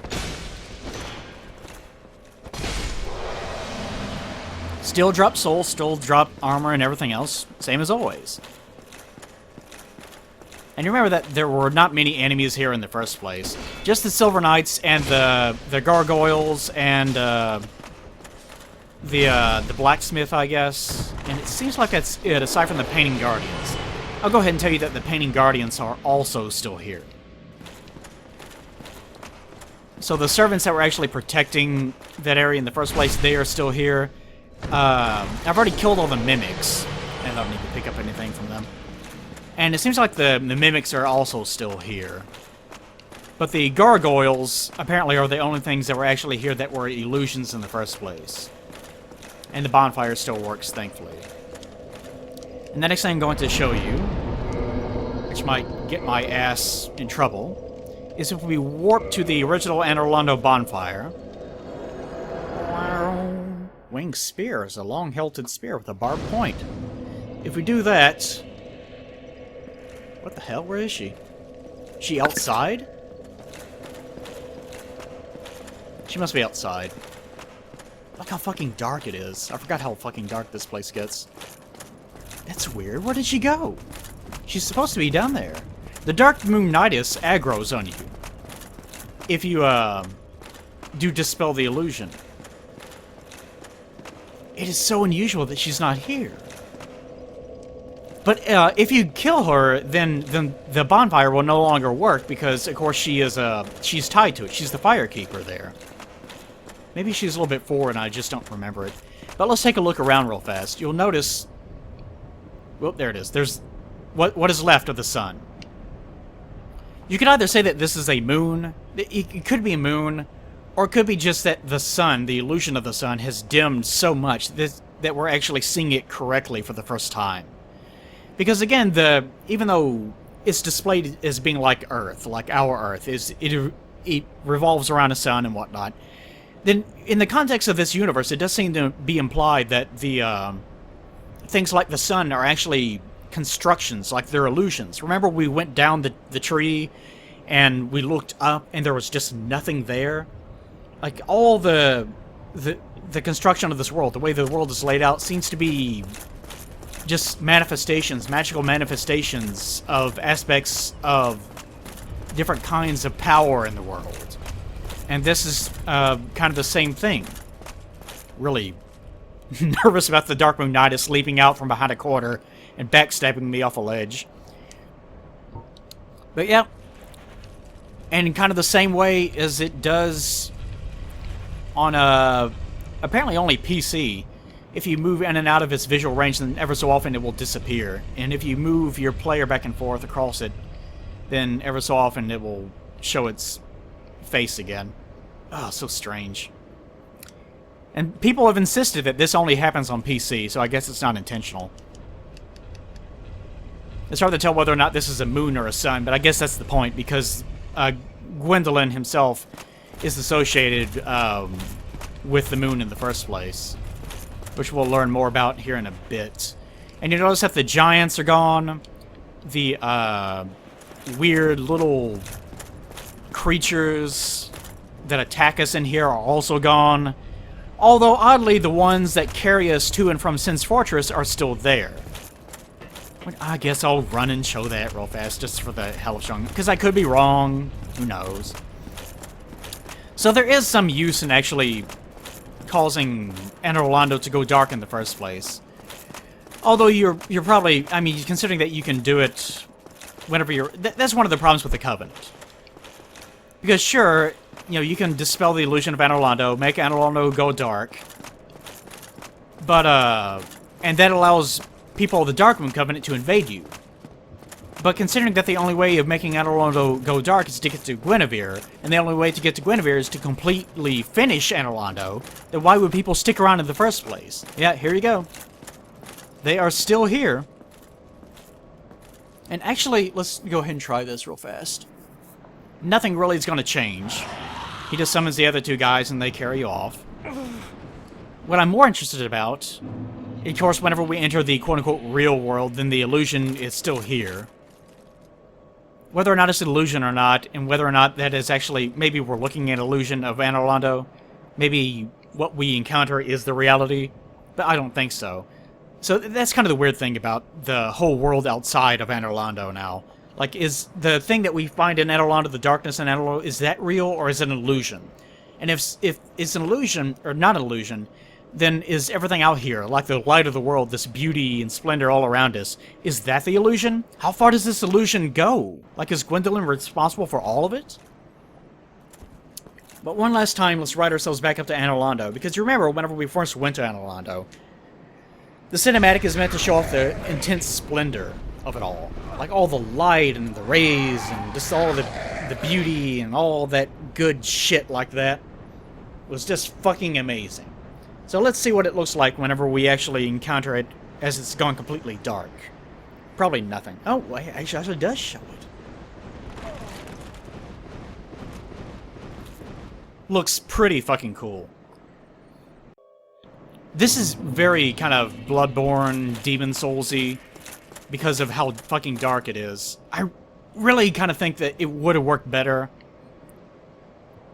You know, remember, whenever you're writing a story, it's a blank canvas, so I know you'll complain, well, no, then this worked. You would change everything.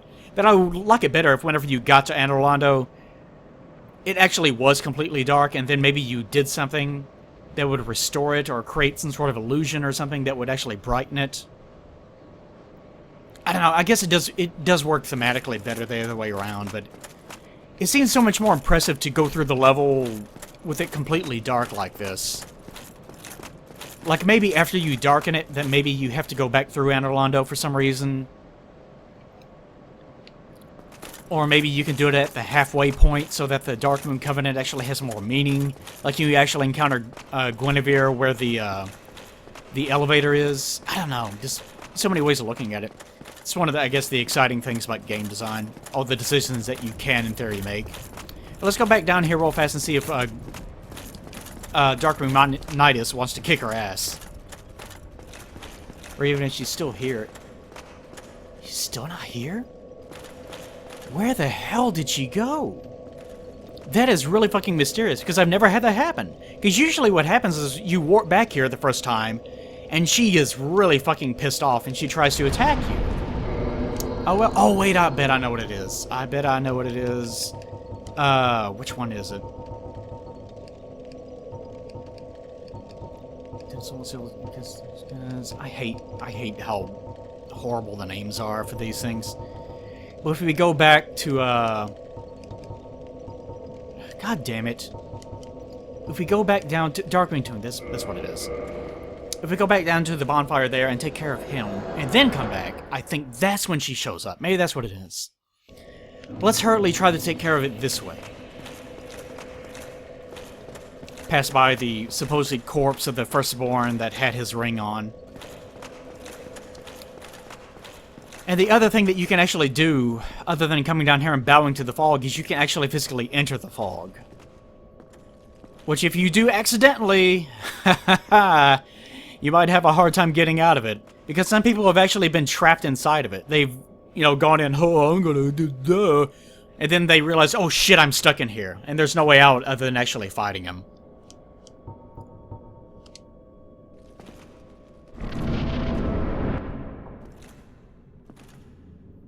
Heretic. First thou offendeth the Godmother, and now thou see fit to trample upon the tomb of the great Lord. The cenotaph, thank you very much. I am the Dark Sun, Gwyndolin. Let the atonement for thy felonies commenceth. The Dark Sun. And notice that he referred to her as being the Godmother. Who is she the Godmother of? I would assume that she is his Godmother, which kind of makes sense, even though they're relatives. And this is his main attack, throwing these billions of fucking knives at you. And this is not really much of a boss fight, to be honest. But the general idea of it is that you have to get close enough. Man, that does a lot of damage. How? Son of a bitch. Little fucking piece of shit. Notice his weird fucking snake tendrils that he has all over his body. That's mainly what I wanted to show off in regards to his design. Very unusual. But you can basically... Ow, son of a bitch. You can actually kind of just stay behind these columns and be relatively safe. But he is the Dark Sun. Whenever we're going to learn in a bit that he is associated with the moon. But what exactly the moon is in relation to the sun, we don't really know. Damn, it just goes right through? Do any of these go through? No, apparently just that.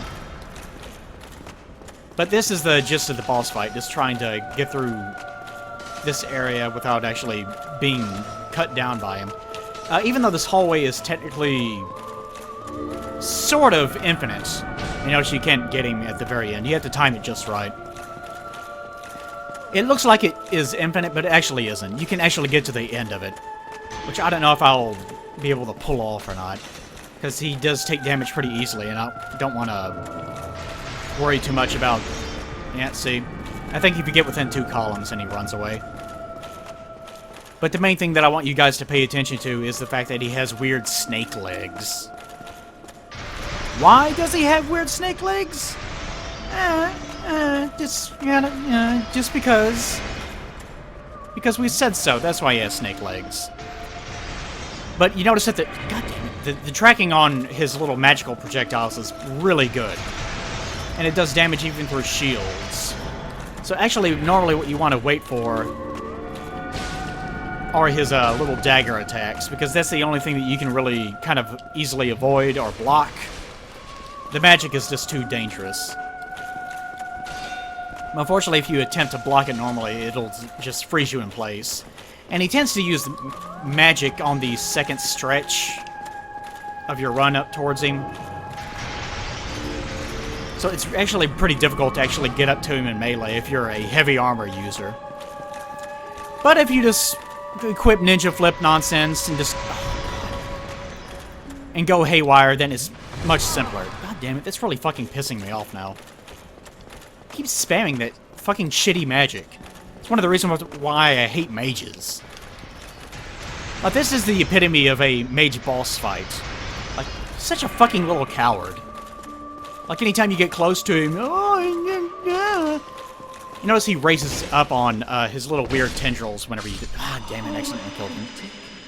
Swathed in dark, an eternal curse upon thee.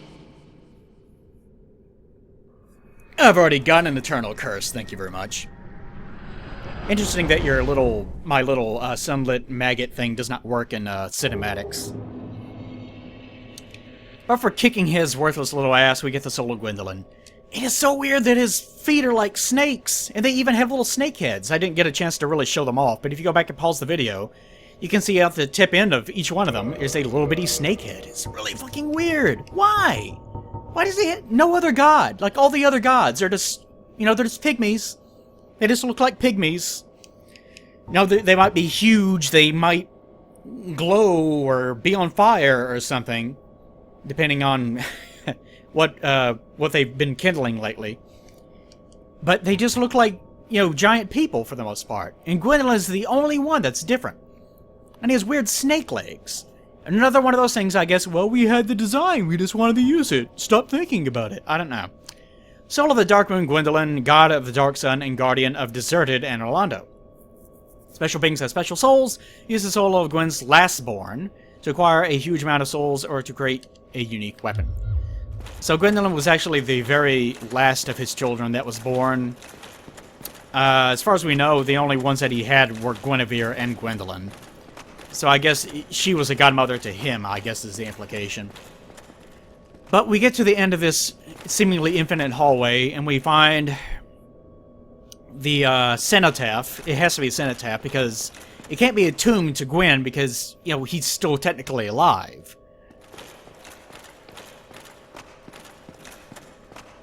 But upon it is laid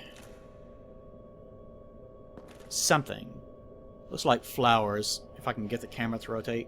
That does look like just yeah, it just looks like flowers, unfortunately. I thought it might be something interesting. I never really paid too much attention to it. And a single chair, for some reason, sitting right here. I guess this is what Gwyndolin does all day. He just sits down in this chair, puts his hand on his chin, and is like, well, maybe someone will show up in Anor Londo today. And he waves his finger around all day to maintain the illusion outside the rest of the world. And this is kind of what he does. This is what he does all day. And here we get the Dark Moon Nidus' stuff. Kind of interesting that it's here. You'd think that you would get it by actually killing her. It's nice. Finally, we can actually get it without actually killing her. But we do have to kill Gwyndolin to be able to get access to it. So I guess it's kind of a moot point, isn't it? But let's look at this real fast. If I can find it. It's been a long time since they... Her set does look very nice, but it doesn't go with anything. It's kind of the same problem that Lautric's set has down there. That it looks nice, and it's kind of just barely a different tone than everything else. God, where is it? So it doesn't really match anything, so you can't really fashion souls anything out of it. Holy shit, where the hell is it? I hate how they organize armors in this game. And they've never gotten it right. Brass Helm. Helm of the Dark Moon Nidus, Firekeeper of Anor Londo. After becoming undead, she visited the Dark Sun Gwyndolin at the Mausoleum of the Spiral Depths. This is the Mausoleum. Became a Blade of the Dark Moon and assumed the flame-keeping duty. She received this helm, which hides her hideous form and helps her hunt the guilty. It hides her hideous form because supposedly she's being overrun with humanity that makes her look all weird and stuff. And I've already been over that before. We talked about that quite in depth a few parts back. Probably about, I don't know, about 10 parts back by now. Whenever we first got to Anor Londo. So I'm not going to go too much into that. About whether she found the bonfire or whether it was made for her or so on. But just the gist of it is that she is human and that she holds allegiance to Gwyndolin for whatever her reasons are. She received this gauntlets from her hideous form. Help her hunt the guilty. So in addition to being a firekeeper, she is also a servant of the Dark Moon. So she actually goes on adventures trying to kill people.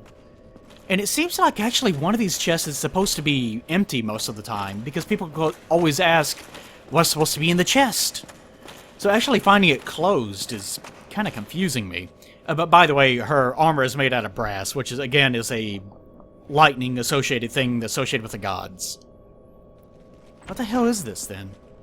It's nothing. It's fucking nothing. That's why people ask about it all the time. I thought it was always open.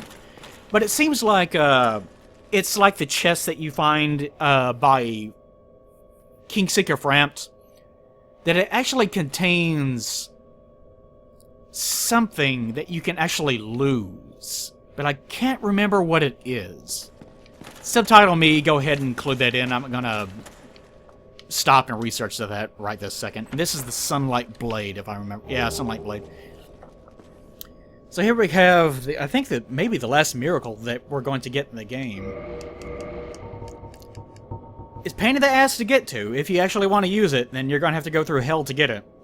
Sunlight Blade, as opposed to the Dark Moon Blade that Gwyndolin gives you. Miracle wielded by Lord Gwyn's Firstborn. Boost right weapon with rays of sun. That's not worded particularly great. The power of sunlight, manifested as lightning, that doesn't really make any sense if you think about it too much, but don't worry about it, is very effective against dragons. When the eldest son was stripped of his deific status, he left this on his father's coffin, perhaps as a final farewell. Now, you think about this for a second. This is going to get super confusing as far as the timeline goes. Again, because they don't think about these things whenever they write the descriptions.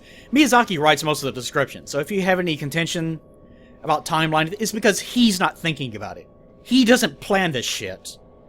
Like, I can understand intentionally making things ambiguous. Like, that's good.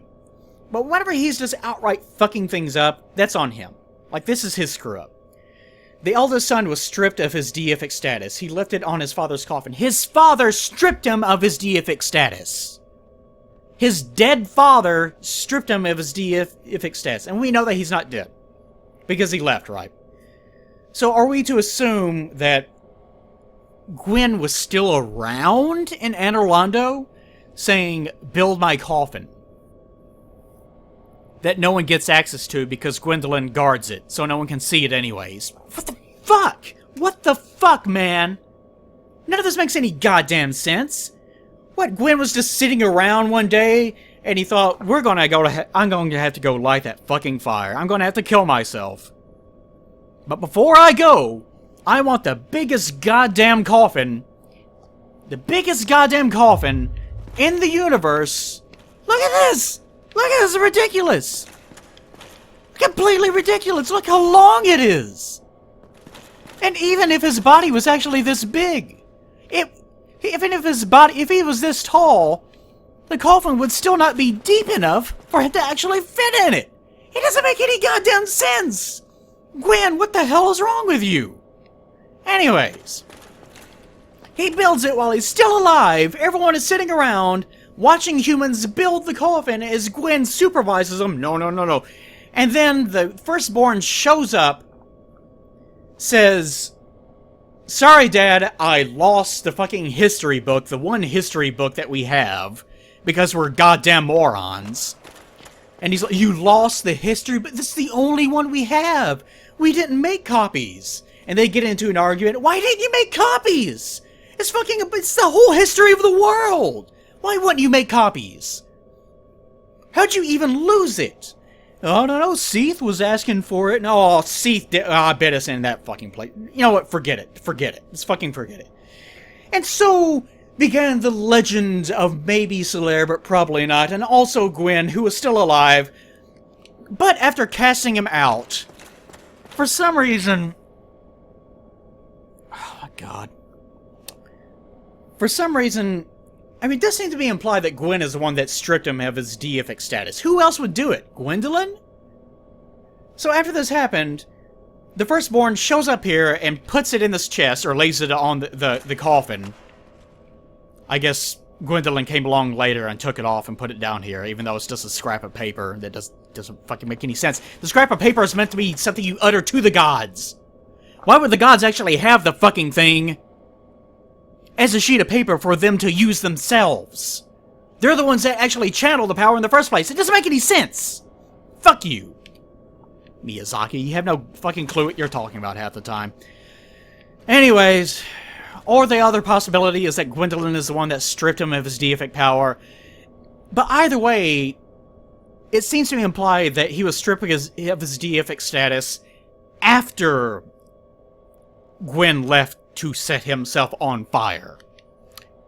What the fuck ever, man. Whatever. I need to sit down after this shit. I need to fucking sit down on this shit. Oh, this commentary shit's rough, man. It is fucking rough. Now, all the same, actually, I just realized I don't have his, armor set. I don't have his armor set, but we're doing that shit today. We're doing that shit today. So I guess I will see you guys in a split second. I've got to do another fucking cut to get his fucking armor. Hold on.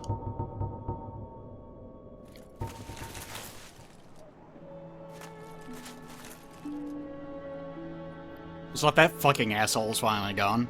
I want to get rid of his ass. But I finally realized that what you actually have to do is go buy the sets.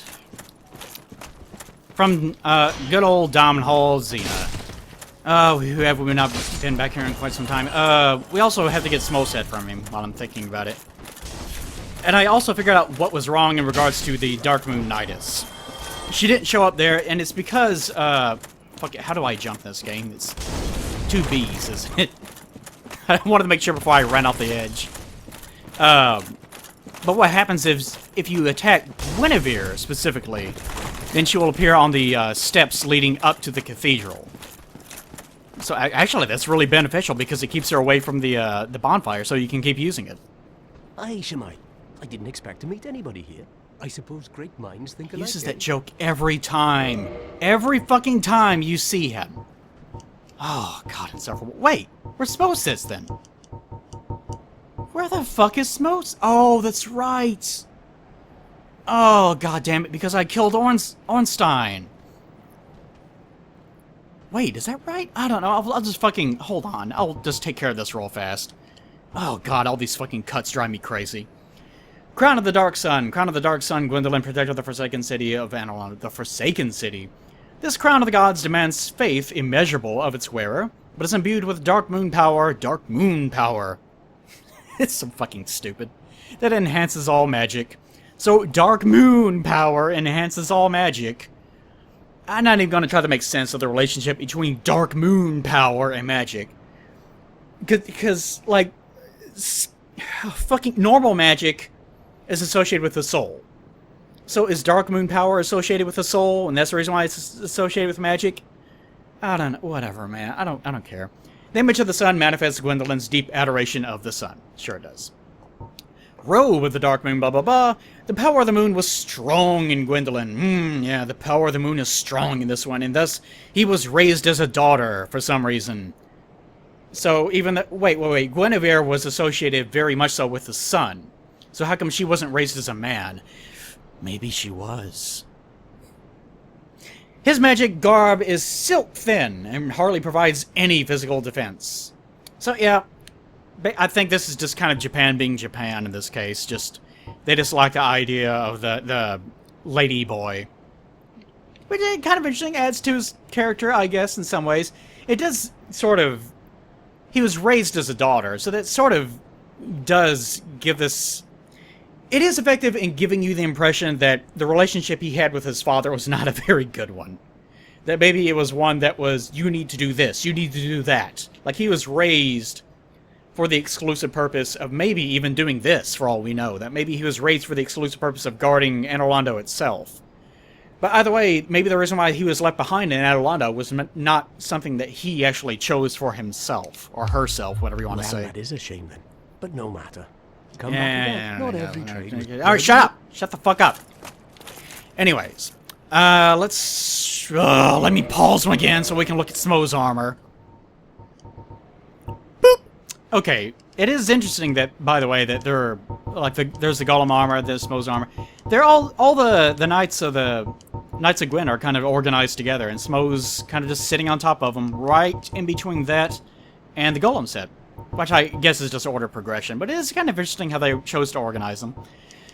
Anyways, you can see it on his weird, creepy face. You can see those 2 little eye holes at the very bottom. That's what he actually looks through. Actually, I think what he might look through is not even those eye holes. It might actually be like a little bitty slit or something.